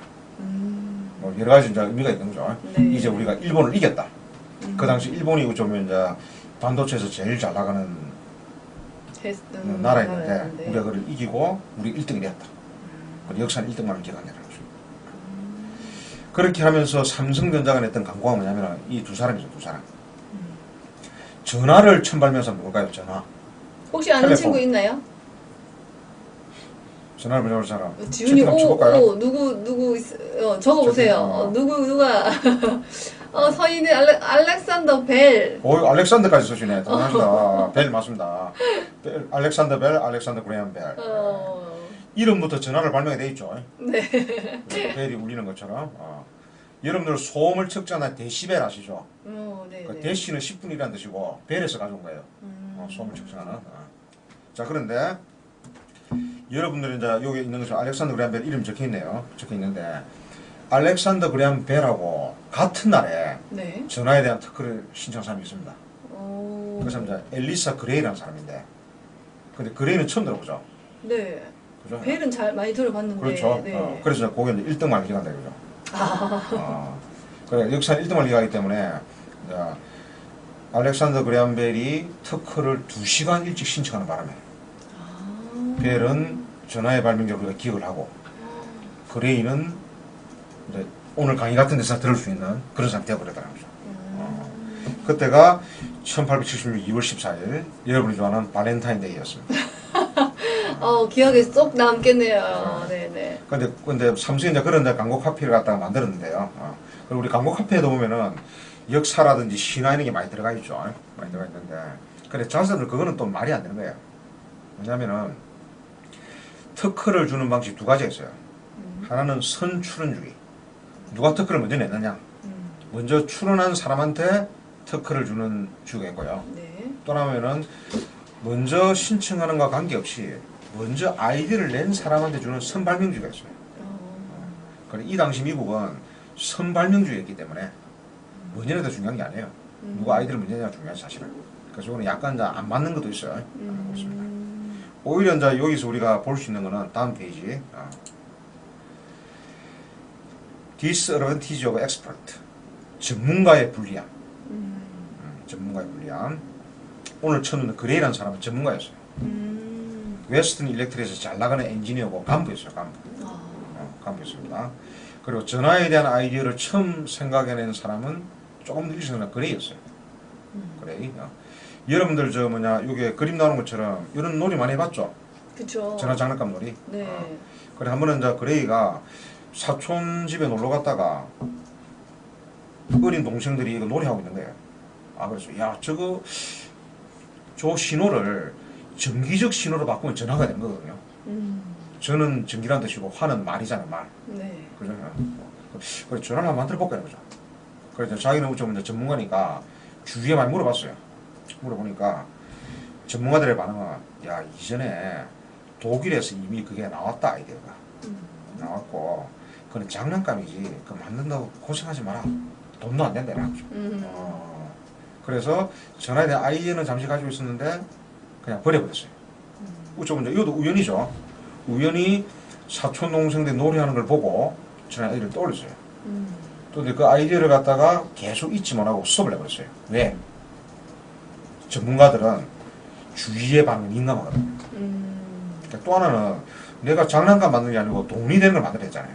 네. 요 당시 때 이제 이 분야를 관여하던 사람들이 제일 대박이 날 거로 생각하는 다중전신입니다. 그러니까 전신, 전기로 신호를 보내는 거죠. 네. 전신을 하는 사람은 모스죠, 모스고. 전신. 그러니까 전화는 단순히 신호가 아니고 말을 보내는 거 전화가 되는 거죠. 전화. 그 전신이 이제 이 당시 때는 쫙 펼쳤어요. 근데 사람들이 이제 전신을 많이 사용하다 보니까 이 가부학을 해요. 가부학. 그래서 뭐냐면은 이제 이게 하나의 선이 아니고 네. 여러 선으로 왔다 갈 수 있는. 그 이제 뭐 전신기가 이중 전신기, 사중 전신기 막 발전하는 거예요. 그래서 점점 더 그렇게 다중 전신기를 만들면 떼돈을 버는 거고 많은 전문가들은 그거를 해야지. 그 실제로 다중 전신기를 개발해 떼돈을 버는 사람은 뭐냐면요. 네. 토마스 에디슨입니다. 아. 그래서 에디슨이 그 번 돈으로 멜로파크 앵무소를 만드는 거죠. 뭐 그렇게 된 건데, 어쨌든 이제 그레이는 전화에 대한 아이디어를 먼저 얻었음에도 불구하고 전문가 사이 평이 그 시기에서 그 당시 때 전문가들이 많이 몰두하고 있는 주제에 도전했던 거죠. 전화를 잊어버린 겁니다. 그래서 벨은 어떤 사람이냐? 벨은 농화, 말 잘 못하는 그 장애 아동을 가리키는 선생이에요, 선생. 그러다 보니까 사람들의 목소리 민감하죠. 네. 민감합니다. 그리고 또 아마추어로 찌개다시고 취미로 뭐 전기에 대해서 뭐 이렇게 뭐 관심이 있어가지고 뭐 이것 되고 스파크 되고 뭐 이런 거 좋다. 그러다가 여러 가지 글을 읽다가 소리 굽새에 관한 어떤 사람 논문을 보고 굽새가 튕기면 이쪽으로 신호가 가잖아요, 그죠? 이걸 갖다 좀 실현할 수 없을까라는 아이디어를 가졌어요. 어찌 보면은 그레이는 사촌동생 노래하는 걸 보고 윤창에게 아이디어를 얻었고, 이제 벨 같은 경우는 소리 굽새에 관한 논문을 읽으면서 아이디어를 얻은 거죠. 그래서 이게 한번 도전하고 싶은데 발명하려면 또 돈이 필요하잖아요. 그러니까 돈이 필요해서 알바를 합니다. 알바. 이 당시 농학교 다니는 친구들 중에는 부유한 애들이 있겠죠. 그래, 부유한 애한테 특별히 과외를 하는 거예요. 과외. 그 집안이 허버드 집안인데 그러니까 메이블 허버드라는 여학생한테 가정교사를 하는 거죠. 가정교사를 하고요. 그래서 그런 지원을 바탕으로 왓슨이라는 조수를 하고 같이 전화를 발명하게 되는 겁니다. 그래서 이게 이제 유명한 문구인데요. Mr. Watson, come here, I want you. 세계 최초의 전화대화입니다. 서로 떨어져서 이제 전화라는 건 뭐냐면은 송화기, 말을 보내는 거. 그러니까 이제 말을 갖다가 전기적 신호로 바꾸는 거죠. 그러니까 전송이 딱 되면은 전기 신호가 또 말 바뀌겠죠. 수화기 이렇게 되는 거죠. 예. 그래서 이제 좀 송화기 쪽은 뭐 벨이 있었고 수화기 쪽은 왓슨이 있었는데 된다고 그죠? 그런 거죠. 그래 흥미로운 것은 메이블 허브다 눈이 맞아가지고 벨이 결혼합니다. 10살 차인데. 예. 또 번외의 그런 재밌는 또 이야기가 있네요. 그리고 좀 똑같이 우연히 왔는데 다른 계기로. 프로는 그게 뭐 별로 돈이 안 되니까 포기한 거고 아마추어는 나는 이게 재밌으니까 하다 보니까 된 거예요. 예. 그런 케이스가 전화가 되겠습니다. 다음 페이지 한번 볼까요? 자, 좀 더 이제 진하게 우연을 계기로 노벨상도 받을 수 있을까요? 과학의 최고의 상이라는 노벨상. 네. 도 상당히 우연에 비롯된 것이 많이 있습니다. 자, 간단한 질문. 제1의 노벨 물리학상 수상자는 누굴까요? 혹시 힌트가 아는 그림에 친구 나가 있을까요? 한번 써볼까요? 제1회 노벨 물리학상 물리학상 수상자 누구일까요? 누구일까요? 맞추시는 분한테는 상품을 하나 드리겠습니다. 제1의 노벨 물리학상. 제1의 노벨 물리학상은요, 1901년입니다. 이제 노벨이 죽고 나서 기부금을 렌트게 맞습니다. 렌트게. 렌트게 해운대 청소년 수련관 여기는 어떻게 선물을 드려야 하나요? 혹시 뭐 있나요? 제일 처음 했던 친구의 이름을 적어주신다면 저희가 상품을 드리도록 하겠습니다. 렌트겐 엑스선. 예, 맞습니다. 예. 여기 그림이 쭉 나오죠. 중간에 이렇게 확대한 것이 우리가 아까 했던 빨주노초 파남보 가시광선 눈에 보이는 광선. 예서진 학생 네 적어두겠습니다. 오른쪽으로 보면 이제 R이 레드죠, 레드. 그래, IR이 뭐냐면은 빨간색 밖에 있는 선, 적외선이 되고요. 적외선. 그다음 제일 왼쪽에 있는 이제 그 보라색, 아까 했던 바이올리트, 그죠? 예. 바이올리트 넘어선 것이 울트라 바이올리트, 자외선이 되는 거죠. 그 옆에 있는 선이 X선입니다. X선이고요. 그다음에 감마선. 오른쪽은 마이크로웨이브, FM, AM, 라디오 선이 되는 거죠. 그런 식으로 좀 이제 전파에 딱 대역이 있는데 처음에 우리가 가시광선밖에 몰랐는데 X선도 발견하고 감마선도 발견하고 뭐 이렇게 라디오 파도 발견 이렇게 되는 거죠. 발견되는데 이제 X선을 발견한 렌트겐이 최초의 노벨 물리학상을 하게 됩니다. X선은 왜 이름을 X선이라고 했을까요? 잘 모르겠다 그죠. 미지수. 그러니까 그래서 새로운 X. 레이 광선을 발견했는데 잘 모르겠대요. X선. 그래서 원래는 보통 뭐냐면은 그 살에 이름을 많이 붙여주잖아요 우리가. 네. 그죠. 많이 붙여요. 렌트겐선을 하자는 이야기가 있었는데 X선이 발음하기도 좋고 렌트겐은 뭐 좀 뭐 영어로는 조금 이제 어감이 안 좋다라고 해가지고 X선이 쓰고 남은 거예요. 우리가 이제 영어로 하면 엑스레이가 되는 거죠. 엑스레이 많이 찍죠. 네, 맞아요. 그죠? 우리 건강검진할 때 찍고요. 공항에서 마약 미수상 갈 때도 엑스레이 찍고요. 그렇죠. 건축물이 뭐 이렇게 부서지는 거를 볼 때도 찍고요. 심지어 이제 과학에서 원자의 미세 구조, 생물체 미세 구조 엑스레이 찍고 뭐 안 쓰는 데가 없죠. 그렇죠. 대단한 맞습니다. 겁니다. 예. 자, 다음 페이지로 가겠습니다. 자, 이 역시 연구에서 이 당시 때 이제 많은 사람들이 연구하고 있었던 것이 크룩스라는 사람이 발견한 관, 튜브에서 나오는 그 레이, 선을 가지고 연구를 많이 하고 있었어요. 그래 한 번은 빛깔이 너무 강렬해가지고 렌트겐이 그 눈이 부셔서 검은색 종이로 덮었어요. 그러니까 우리 상식적으로 검은색으로 덮었으면은 빛이 차단돼야 될 거 아니겠어요? 맞아요. 그게 계속 나오는 거예요. 어. 참 신기하다 이거죠. 예. 그래서 관에다 손을 딱 갖다 댔더니 뼈가 보이는 거예요.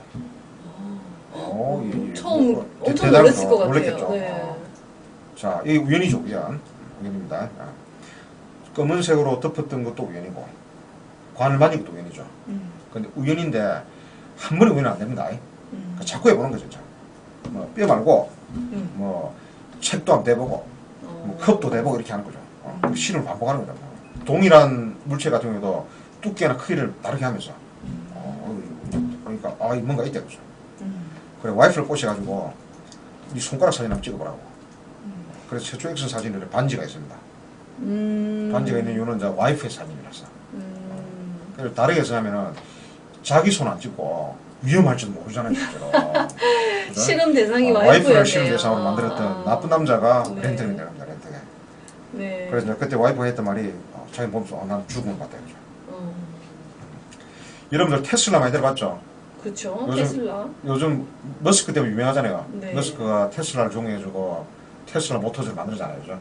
그래서 사실은 그 렌트겐보다 먼저 엑스선을 알아낸 사람 테슬라였어요. 테슬라는 착하게 지 손을 찍었어요. 자기 손을. 근데 반지가 없잖아요. 그죠? 예. 네. 찍었는데 테슬라는 이거 찍고 끝난 거지 그냥. 끝나고 렌트겐은 이걸 가지고 이제 뭡니까? 어디다 써먹을까 보고하고 의학용으로 발전시키고 이렇게 한 사람이 렌트겐인 겁니다. 우연도 이제 여러 사람들이 갈 수가 있는데 네. 한 번으로 끝나는 사람이 있고 그걸 계속 디벨롭하는 사람이 있죠. 그렇죠. 그런 얘기기도 하고 아까 얘기했듯이 이제 그 자기 손뼈를 안 찍고 이제 아내 손뼈를 찍었던 그런 또 네. 일화가 있습니다. 네. 자, 어쨌든 우리가 그 어마무시한 노벨상도 우연히 시작될 수가 있잖아요. 그래서 또 다른 노벨상이 또 우연히 있습니다. 네. 어떤 게 있을까요? 1945년에 노벨 생리의학상인데요. 이때는 페니실린. 페니실린을 발명한 사람으로 이름도 기억하는 사람은 이제 알렉산더 플레밍 기억하는 사람이 있을 거예요. 플레밍 페니실린. 근데 그때 생리상을 받은 사람은 플레밍 플로리 체인 선생님입니다. 왜냐면 플레밍은 페니실린이라는 걸 갖다 발견을 했고요. 네. 그 실제로 약품을 만들고 상업화시킨 사람이 플로리아 체인이거든요. 그래서 생리 같이 받았습니다. 받았고요. 이제 원래 이제 그 페니실린과 같은 효과를 가지는 게 곰팡인데요. 곰팡이 이름이 페니실륨 노타튬이고 거기서 이제 가져온 이름이 이제 약으로 만든 게 페니실린이 되는 거죠. 페니실린. 그 재밌는 것은 이때는 2차 세계대전이 아니에요. 1945년 그죠? 2차 세계대전인데 2차 세계대전 역사상 최초로 네. 이전과 다른 전쟁이 뭐가 있습니다. 왜냐하면 직접 총 맞아 죽은 사람이 많은 최초의 전쟁이었어요. 이전에는 뭐냐면은 직접 총 안 맞고요. 전염병이 돌아가지고 다음에 피해 출혈해서 감염이 돼서 그래 더 많이 죽었어요. 네. 그래서 그렇게 바뀌게 되는 결정 중에 있던 게 페니실린이죠. 페니실린. 자, 이것도 이제 어찌 보면은 플레밍이라는 사람이 1차 대전에 참여했어요. 1차에 참여해 보니까 뭐 사람들이 막 죽어가다 이거죠. 그쵸. 그때 아니 항생물질 연구에다 생각했어요. 음. 플레밍 의사였거든요. 공기관으로 참여했어요. 그래서 그런 연구를 하고 있었어요.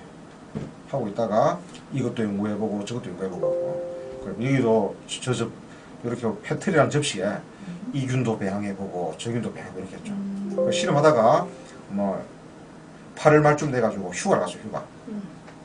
그 휴가 갔다 떠보니까 페트리 접시에 이상한 놈이 막 끼어 있는 거예요. 그래 보통 같으면 이제 청소했겠죠. 네. 청소하려는 찰나에 옛날에 자기 학생이 왔어요. 선생님 안녕하셨습니까? 오신 거예요. 그래 못 버리고 있었어요. 그래 보니까 뭔가 좀 이상한 게 나타난 거죠. 예. 그러니까 하필이면 그때가 늦여름이었어요. 오히려 날씨가 추웠으면 배양이 안 됐을 텐데. 그 다음에 그 곰팡이가 아주 젊은 친구면은 발효가 안 되는데 그 재료가 적당히 나이가 든 곰팡이였어요. 그래 하필이면 곰팡이 싸움이 된 거죠. 네. 그래서 페니실린이 자기가 이제 나중에 그 일을 합니다. 이 페니실린을 발견하게 된 것은 플레밍 이야기를 마치 로또에 걸린 것 같은 우연이었다. 세 가지가 다 결합되고. 네.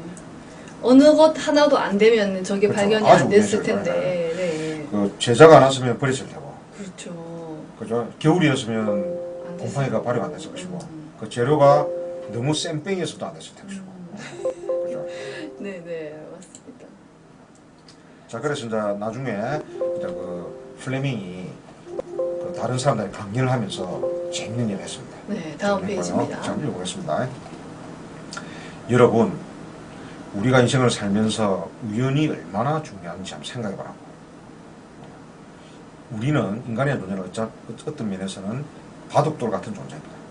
바둑돌 하나하나가 굉장히 많은 경우의 수 일부잖아요. 그죠? 네.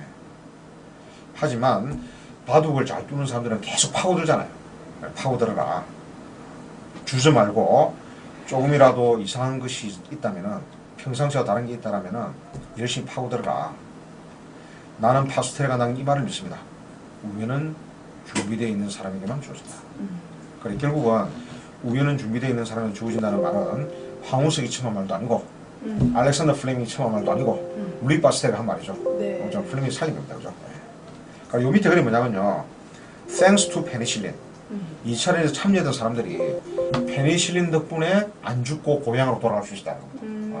그러니까 페니실린이 아주 이제 큰 효과를 발휘했고요. 그렇기 때문에 노벨 생리대상을 바로 받았어요. 1945년에. 45년에 상업할 때 바로 받았던 거죠. 뭐 어쩌면은 요즘에 코로나 백신 정도의 효과가 있는 네, 그런 거라 보시면 되겠습니다. 대단한. 코로나 백신도 좀 있으면 노벨 생리대상 받을지 모르겠죠. 예. 자, 다음에 8번째 이야기. 네. 자, 노벨상에 또 이제 좀 심각해졌죠. 네. 어쨌든 노벨상 같은 어마무시한 상황에서도 우연히 기회했다는 거. 네. 자, 다시 일상생활로 돌아가지고 일상생활에서 아이디어를 얻은 케이스가 있습니다. 벨로크라는 게 벨크로라는 게 벨크로. 네. 우리말로 찍찍이거든요, 찍찍이. 그쵸 벨크로. 여러분 신발에 찍찍하는 거 있잖아요. 그거에 네네, 그거를 발명한 사람입니다. 메스트랄이라는 사람인데 이 양반은 전기공학을 전공했고요. 자기의 가게, 조그마한 가게를 열어가지고 뭐 전파상 같은 거 하는 거죠. 그걸 우리가 머신샵 하는 거고요. 스위스 사람이었고 취미는 사냥이죠, 사냥. 그래 한 번은 애완견을 데리고 새 사냥을 나갔습니다. 스위스 산맥에서. 그런데 요로는 다 열매, 요는 우엉 열매인데 얘가 어쩌면 옷에 붙으면은 안 들어지잖아요. 탁 네. 붙어가지고 신질 나죠. 짜증납니다. 그냥 떼어냈습니다. 요런 경험이 있을 때 이것도 우연인데 가만히 안 두고 연구실에 가져와서 관찰을 해보는 거죠. 관찰을 해보니까 열매를 뒤덮는 가시마다 갈고리가 달려있구나 라는 걸 발견했어요. 짜증나죠? 그러니까 똑같습니다. 누구나 그죠? 짜증은 똑같은데 이게 왜 그럴까 가져와서 한번 신빙을 보는 거죠. 그래서 차이가 나는 겁니다. 그래서 만든 것이 아까 얘기했던 찍찍이라 불리는 벨크로인데 공식 명칭은 후크 앤 룹 패슨입니다. 패슨은 뭐냐면 우리 뭐냐면 잠금장치. 네. 패슨 잠그는 장치. 후크 앤 루프는 여기 있는 것처럼 후크는 이렇게 받아주는 장치고 네. 루프는 이렇게 틀이 나 있는 장치죠. 근데 이 용어도 붙여보면은 다 전기공에서 가져온 용어예요. 일렉트리컬 루프, 전기로처럼. 그러니까 이제 갈고리를 훅이라고 그러고 오늘 루프라고 그러죠. 그래서 아이디어를 내고요. 그래서 천은 나일론을 썼고요. 갈고리는 머리 깎는 이발기 있잖아요. 그죠? 거기서 가져왔어요. 그래서 우측은 이제 그 천을 영어로 벨루어라고 그러고 갈고리를 크로스라고 하기 때문에 이걸 이름을 따서 벨크로가 됩니다. 자, 이렇게 시작된 것이 요즘은 신발끈에도 하고요. 장갑도 하잖아요. 그죠? 맞아요. 안경도 많을 때. 저건 정말 유용하게 많이 써요. 네. 그리고 제가 이번 강의를 주면서 보니까 이것도 많이 하더라고. 벨크로 월 점핑. 그게 뭐예요? 이제 커다란 월 벽에다가 네. 점프해가지고 탁 붙는 거 있잖아요. 아. 거미처럼. 그죠? 그 오라이로 사용하죠. 네. 이것도 정말 대단한 발견이네요. 대단한 지금까지도 발견이에요. 계속 네. 이렇게 쓰여지고 있는 거는 보면. 그 1969년에 암스트롱이라는 사람이 암스트롱 팔뚝을 굵은 아저씨 암스트롱이 네. 달 착륙했잖아요. 그죠? 그때 바지 주머니에도 이게 처음 장면이었어요. 떨어지지 말라고. 그 등등. 어찌 보면 이제 사냥을 갖다가 우연히 붙었던 요거 때문에 하나 만들게 되고 그런 것들이 용도가 막 확장되면서 우리가 흔히 쓰는 찍찍이가 된 거죠. 그리고 뭐 하나라도 흐트리면 안 되겠죠. 네. 그와 비슷한 이야기, 마지막 이야기. 이거 뭘까요? 뭐죠? 많이 얼굴에 붙인 봤죠. 겁니까? 네. 얼굴에 붙인 거. 우리 지금도 많이 사용하고 있는데. 포스트잇이죠, 포스트잇. 네. 포스트잇을 만든 회사가 뭐라고요? 3M 그러죠. 3M인데 3M이 이제 지게 가면은 미네소타 강공업 회사입니다. 미네소타 마이닝 앤 매뉴팩처링 그 앞에서 3M 되는 거죠. 이 포스트잇에 대해서 아이디어를 냈던 사람이 프라이라는 사람인데 이 양반은 3M이라는 회사의 제품 개발부에 근무하고 있었습니다. 이 양반은 독실한 크리스찬으로서 교회 성가대원을 하고 있었습니다. 그래서 1914년에 성가할 때 있잖아요. 뭐 어떤 찬송을 부르면 제때 찾아야 되잖아. 맞아요. 그리고 이제 종물을 딱 끼워뒀는데 자꾸 이제 빠지는 거야.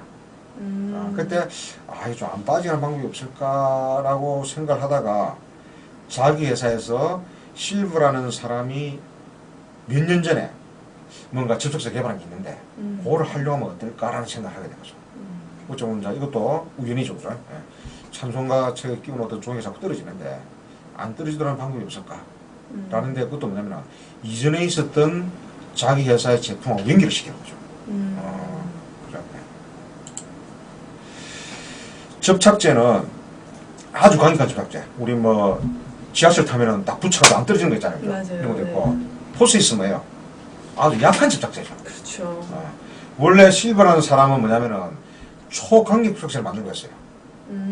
했는데 이게 뭐 별로 약하니까 쓸모가 없다고 방치해둔 거지. 그래서 방치됐고 방치돼 준 걸 가지고 이걸 다 찬송해보시면 되겠다고 생각을 하게 된 거죠. 자, 우리 포스트잇이 노란색이잖아요. 네. 그래서 이제 다음 날에 이제 교회에서 나온 이제 프라이가 실버 용지 찾아갑니다. 그래 이것도 만든 지적자 내보라고. 이제 그때 테스트한다고 발랐던 첫 종이가 우연히 노란색이 해가지고 노란색을 쓴대요. 그렇군요. 그래서 처음 이름은 포스트잇이 아니고 프레스 앤 필 누르고 붙이고 벗기는 데죠. 그러다가 이제 포스트잇으로 바뀌었습니다.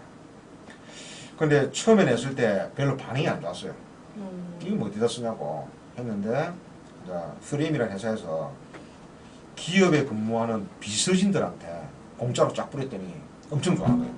뭐 사장 메모도 하고 말이 좋다고 그러잖아요. 그렇죠. 그때부터 쫙 이제 포스트잇이 이제 대박을 쳐가지고 요즘에는 이제 제품이 400종이 된다고 그러네요. 그런데 아시다시피 여러분 우리 이제 뭐 책 같은 데도 붙이고요. 컴퓨터 모니터도 붙이고요. 냉장고도 붙이죠. 맞아요. 요즘은 이제 요 그림이 있는 것처럼 포스트잇 만든 예술품도 있고요. 왼쪽에. 음. 또 하나의 용도는 밑에 있는 것처럼 우리 시위할 때 의사표현. 누가 이제 불의의 죽음을 당할 때도 뭐 불쌍하다고 그러죠. 맞아요. 용도가 확 특정되는 거죠. 어찌 보면은 그 실버라는 사람은 초강력 접착제를 만들려다가 실패해서 초강력이 돼버렸죠. 실패했죠. 맞습니다. 근데 그걸 갖다가 이제 프라이라는 사람 우연을 통해서 발굴해서 다시 성공으로 이어지는 이제 그런 케이스가 포스트잇이 되겠습니다. 자, 이제 강의 끝났습니다. 네. 자, 기억에 남는 게 뭐가 있습니까? 9개나 있는데 자, 우리가 여러 가지 지금 총 9개, 네. 9개를 말씀해 주셨어요. 자, 한번 우리가 기억을 대시해 볼게요. 네. 철조망 가시철사, 네. 유턴의 사과인가 달인가, 사과인가 호주법에서 달인가. 시작된 백신, 네. 그죠? 맞습니다. 색깔의 시대를 연 인공염료, 최초염료 모고, 아마추어인 베일이 가졌던 장점 때문에 났던 전화, 노벨 물리학상 엑스선, 노벨 생산 페니실린도 우연 속에서, 네. 그죠? 자연 생물 속에서 나온 찍찍이, 그렇죠. 실패가 성공에 대한 포스트 이렇게 되는 거죠. 우리 보경 친구는 포스트잇이 기억에 남는다고 하네요. 예, 이 중에 하나만 기억하시면 됩니다. 많은 걸 기억하지 마시고, 기억에 남는 거를 하나만 기억을 하시고, 그걸 또 더 찾아보시면은 또 공부가 되겠죠, 그죠? 네. 그래서 9개를 준비한 이유는, 뭐 실제로 이제 시간을 하다 보면 9개 하면 충분할 것 같다고 했는데, 네. 10개, 10번째는 여러분들이 만들어 보시라고. 네, 아, 좋습니다. 그러면, 가은 이런 친구도 것들을- 인공염료, 그다음 예. 수진 친구도 포스트잇, 여러 가지 예. 자기가 조금 관심이 가는 부분이 맞습니다. 예. 가장 기억에 남지 않을까 예. 싶습니다. 예. 네네. 기억에 남는 거를 여러분들이 공부를 할 때, 연구를 할 때, 이거 리서치인데요.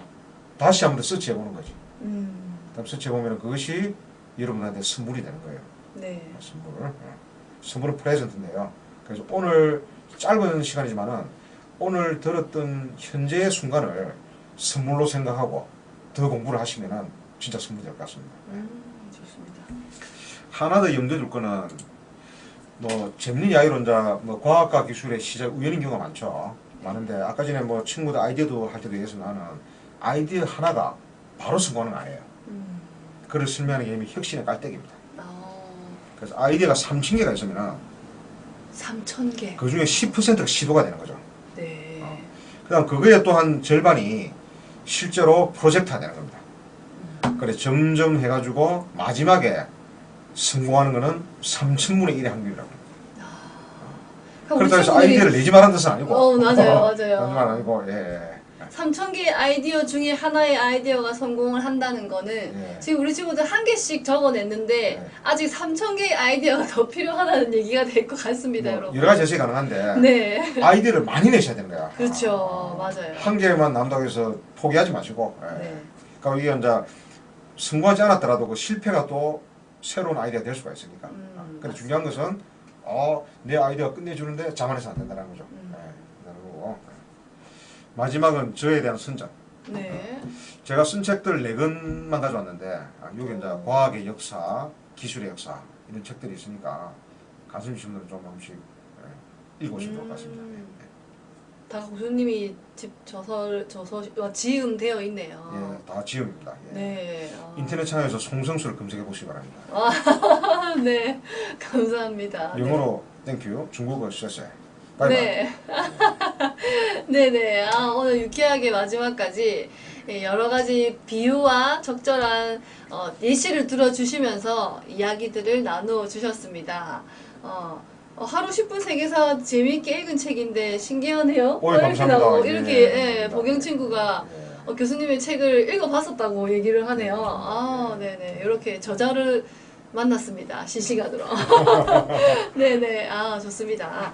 혹시 교수님 강의 중에 여러분들 조금 궁금한 게 있다거나 조금 질의를 할 수 있는 시간을 조금 드리도록 하겠습니다. 뭐 오늘 내용 중에 질의를 하셔도 좋고요. 내가 내고 있는 아이디어 중에 하셔도 좋고요. 어떤 아이디어든지 좋습니다. 질의해 주시면 저희가 답변을 해드릴 수 있도록 하겠습니다. 질의는 채팅으로 해주시면 좋을 것 같습니다. 교수님의 에피소드 혹시 뭔가 있는 게 있을까요, 교수님? 저 에피소드요? 네, 뭐 얘기해 주실 만한 예. 우리 친구들은 다 대부분 중학생들 친구인데 뭐 지금은 사실 부산을 바꿀 우리 이런 어떤 정책이나 아이디어에 대한 그런 결과물이 나오기 위해서 사실 1, 2, 3차시 수업을 학생들이 진행을 했거든요. 1, 2, 3차시를 진행하면서 생각의 변화가 생긴 친구들도 있을 거고 몰랐던 내용을 새로 알면서 또 다른 관심이 생긴 친구들도 있을 것 같아요. 그래서 교수님이 전공하신 분야에 있어서 뭔가 이 중학생 친구들한테 해주고 싶으신 뭐 에피소드라든지 이런 거를 염두에 두고 여러분들이 앞으로 공부를 한다면 도움이 되지 않을까라는 것 있으면 한 가지 말씀해 주시면 저희 아이들 도움이 될 것 같습니다. 여기 이제 동래구 진로 교육센터에서 참 좋은 일을 하고 있는 것 같아요. 저는 아까 뭐 아이디어 중에 뭐 폐교를 활용한 적이 나오는데 뭐 이런 공간을 잘 활용할 수 있겠죠, 그죠? 네. 여러 프로그램 보니까 과학 기술이 제일 어려운 것 같죠, 그죠? 맞아요. 사실 아, 조금 뭐, 뭔가 네. 대단한 뭔가 어려울 것 같고 그러니까 막연하게. 경제도 있고 뭐 좀 재밌는 것 같은데 네. 어려운데 이렇게 잘해주셔서 감사합니다. 네네. 예를 들어서 이제 그 아까도 얘기했지만은 그 여러분들이 모르는 세계가 굉장히 많아요. 이제 간단히 말해서 대학의 전공만 봐도 여러분들이 모르는 게 굉장히 많아요. 맞아요. 그래서 너무 빨리 자기 분야를 안정했으면 좋겠어요. 아. 너무 빨리. 예를 들어서 이런 이야기하면 생물 전공하시는 분들 그냥 싫어할 텐데 옛날에는 생물학과가 식물학과, 동물학과, 미생물학과가 있었어요. 그리고 이제 뭐 생물의 종류에 식물, 동물, 미생물 있지 않겠어요? 네. 이전에는 이제 식물학과, 동물학과 두 개만 있다가 이제 가장 늦게 생긴 미생물학과예요.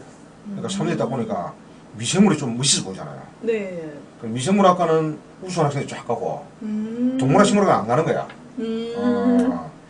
그래서 동물학과 이름을 뭐로 바꿨냐면요. 네. 분자 생물학과로 바꿨어요. 분자 생물학과. 그러니까 식물학과는 이름을 생명과학과로 바꿨어요. 여러분들은 생명과학과, 분자 생물학과, 미생물 구분 못하죠. 그렇죠. 근데 사실은 똑같은 건데 네. 이제 배우고 연구하는 대상이 얘는 식물을 주로 하고 얘는 동물을 주로 하고 미생물을 주로 하는 거예요. 근데 우리 어감이 뭐예요? 동물학과라니까 뭐 별로 뭐 좀 그죠? 네. 그러니까 이제 그런 것처럼 여러분들이 생각하는 이미지하고 실제 전공은 개념이 다를 수가 있어요. 다를 수가 있고 또 특히 그래서 우리가 이공계로 치면은 여러분들이 과학은 잘 아는데 물화생지는 알잖아요, 그죠? 그렇죠. 근데 그게 이제 대학으로 오면 자연과학 대학인데 공대가 엄청 많잖아요, 네. 그죠? 맞습니다. 자연대보다 공대 훨씬 많아요. 네, 네. 인문사회로 쳐도 여러분들이 배우는 주로 인문학인데 네. 사회대가 더 커요, 인문대보다. 그래서 제가 이제 하나 숙제를 드리자면은 뭐 한번 대학 홈페이지 한번 들어가가지고 어느 전공들이 막 있는가 한번 싹 보시는 게 본인의 상상력을 그렇죠. 키우고 네, 네, 네. 또 내지는 내가 뭐 이런 분야도 있구나 이렇게 생각해 볼 수 있을 것 같아요. 네, 맞습니다. 교수님이 해주신 이야기가 이제 여러분들이 진로를 선택함에 있어서 미리 한 가지를 선택을 해서 그 길만 바라보기보다는 여러 분야를 찾아보고 서치도 해보면서 한 가지가 아니라 많은 것을 염두에 두고 그런 생각을 좀 진로 탐색이라든지 이런 것들을 하면 더 좋지 않을까라는 그런 의견이지 않으셨을까 싶습니다. 또 하나는 뭐냐면요. 옛날에는 자동차가 자기 관심이 있다. 남학생들 관심이 많을 텐데 자동차 하려면 무슨 과가 됩니까? 자동차 학과가 있지 않을까요? 교수님? 자동차 학과라는 과도 있지만 네. 그런 대학도 있지만 대부분은 기계공학과죠. 그죠? 근데 요즘 자동차는 기계예요. 기계도 전자죠. 있고, 그렇죠, 네. 그죠? 옛날에는 어쩌면 이제 기계공학과가 자동차 더 가까웠는데 요즘은 전자 더 가까울지도 몰라요. 맞아요. 그리고 요즘은 이제 그 비이클이라는 말 대신에 모빌리티를 많이 쓰잖아요. 고정관념 벗어나야 되는 거예요. 고정관념을. 그렇죠. 네, 고정관념을. 생각의 탈피가 또 근데 뭐 저도 대학교 학생들을 가르쳐보고 이렇게 하면은 요즘 친구들은 저희 때와 다르게 자기가 선택했다. 내가 좋아한다 굉장히 중요해요. 그럼 시대가 다른 거고 인정합니다. 인정하는데 자기가 좋아한다, 선택했다를 갖다가 너무 빨리 협소화해버리면 클 수가 없어요. 왜 그러냐면은 깊이 파려면 넓게 파야 되니까.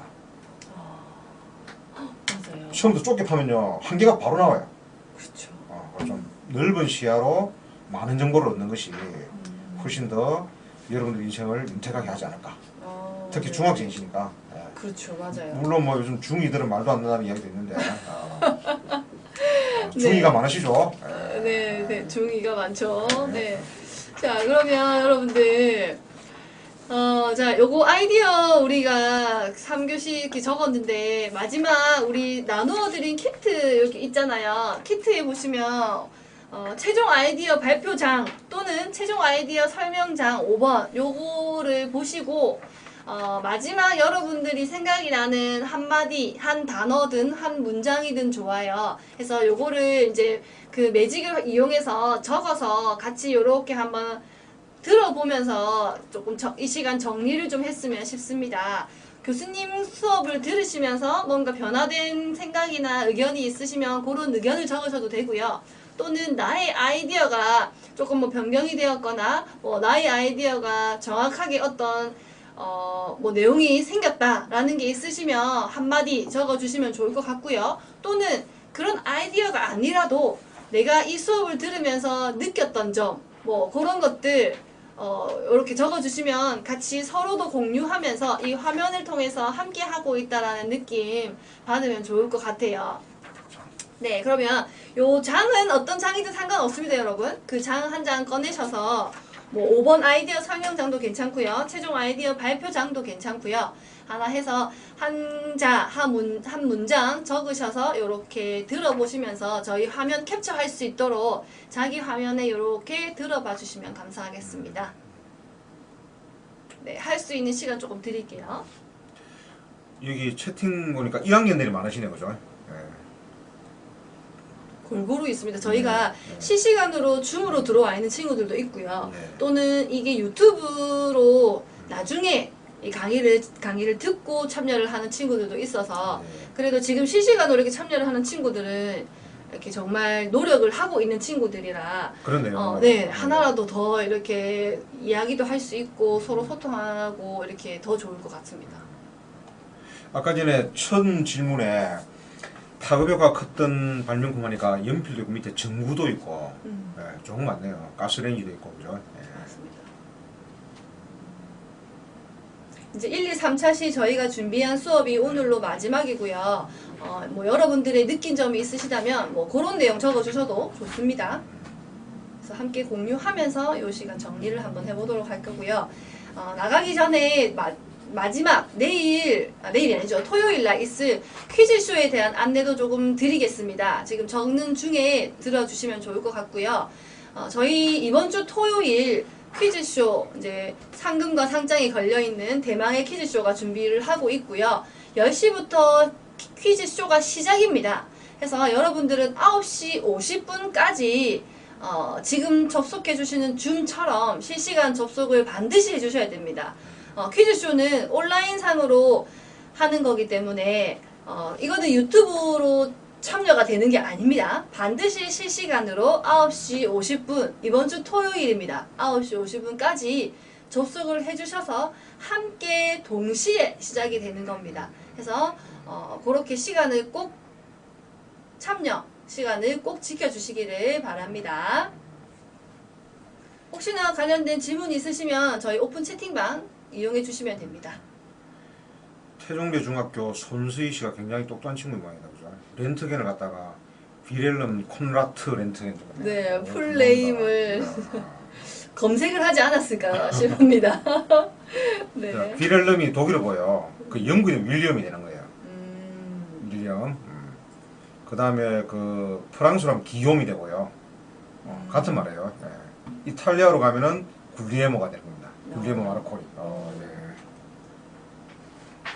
자, 그러면 적으셨으면 한번 우리 저희 카메라에 조금 비춰보실까요?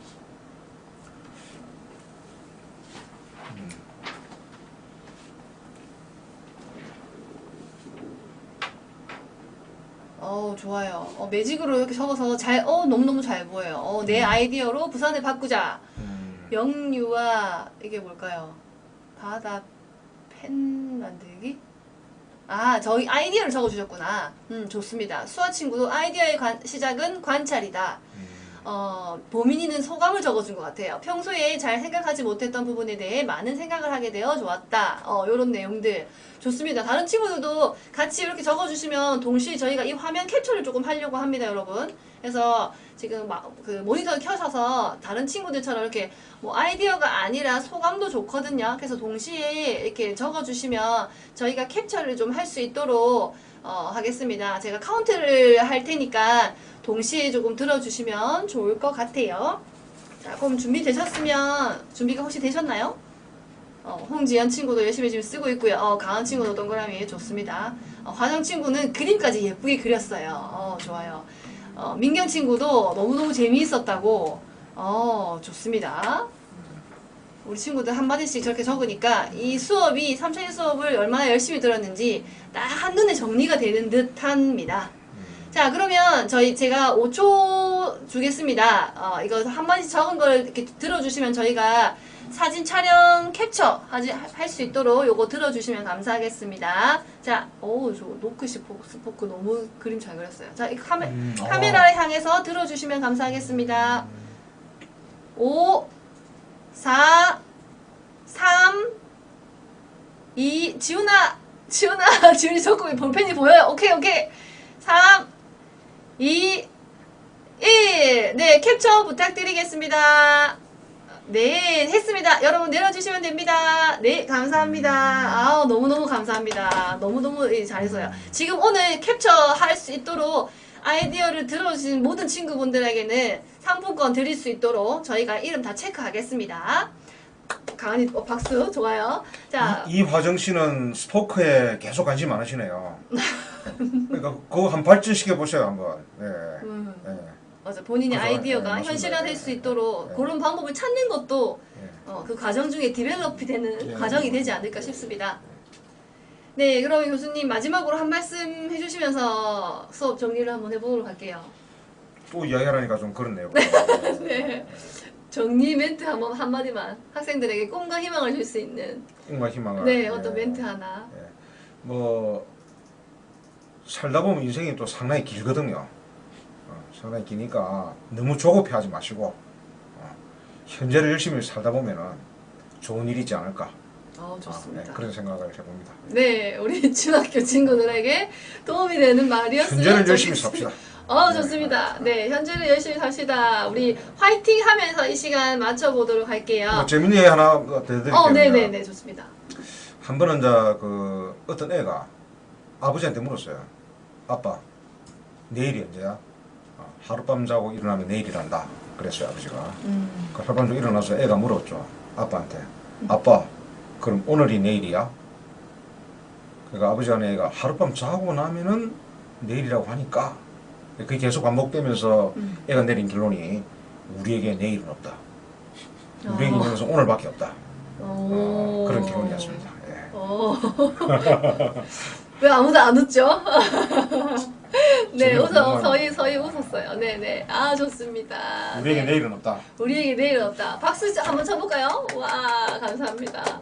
오늘 이렇게 멋진 강의를 해주신 우리 교수님에게도 다시 한 번 더 박수를 드리면서 오늘은 이 시간 3교시 수업은 과학과 기술의 발전 시작은 우연이라는 제목으로 우리 송성수 부산대학교 교양교육원 교수님께서 강의를 해주셨습니다. 감사합니다. 네, 감사합니다. 네. 자, 우리 수업은 이제 끝났고요. 제가 마무리 정리를 좀 해드리도록 하겠습니다. 저희 나머지 이제 한 차씩 4교시가 남았고요. 나머지 4교시는 안내해드린 대로 퀴즈 대회가 이루어집니다. 지금 제출하신 아이디어 점수와 퀴즈 대회 합산으로 마지막 등수가 매겨지고요. 오늘 수업도 마찬가지 유튜버 다시 보기로 참여가 가능하십니다. 그리고 오늘 마지막 수업이 다 종료가 되었는데요. 여러분 1교시부터 3교시 수업 어떠셨나요? 오늘 마지막 차시에 대해서도 만족도 조사 여러분들 꼭 부탁을 드리고요. 여러분들 생각의 전환이 꼭 일어났으리라 생각이 들고 종료 이후에도 열심히 유튜브 다시 보기 하셔서 공부 한 번 더 해보시고 생각의 변화, 아이디어가 더 다른 아이디어, 아까 3,000개의 아이디어였나요, 교수님? 네. 3,000개의 아이디어가 계속 나올 수 있는 그날까지 여러분들 더 열심히 우리에게 내일은 없다. 그죠? 제 기억이 납니다. 네, 그렇게 오늘 하루를 마무리하면 될 것 같습니다, 여러분. 자, 우리는 다음 주가 아닙니다. 이번 주 토요일 9시 50분에 퀴즈쇼에서 다시 만나겠습니다, 여러분. 수고 많으셨습니다. 인사하시면서 네, 마치도록 수고하셨습니다. 하겠습니다. 네. 수고했습니다. 네, 퇴장하시면 됩니다. 수고하셨습니다. 추가로 아이디어 올리신 분들에 대해서는 저희가 일단 스태프분들하고 한번 상의를 좀 해보도록 하겠습니다. 제가 지금 바로 답변은 못 드릴 것 같고요. 상의 후에 어떤 변화가 있으시면 연락을 드리도록 하겠습니다. 수고하셨습니다. 네.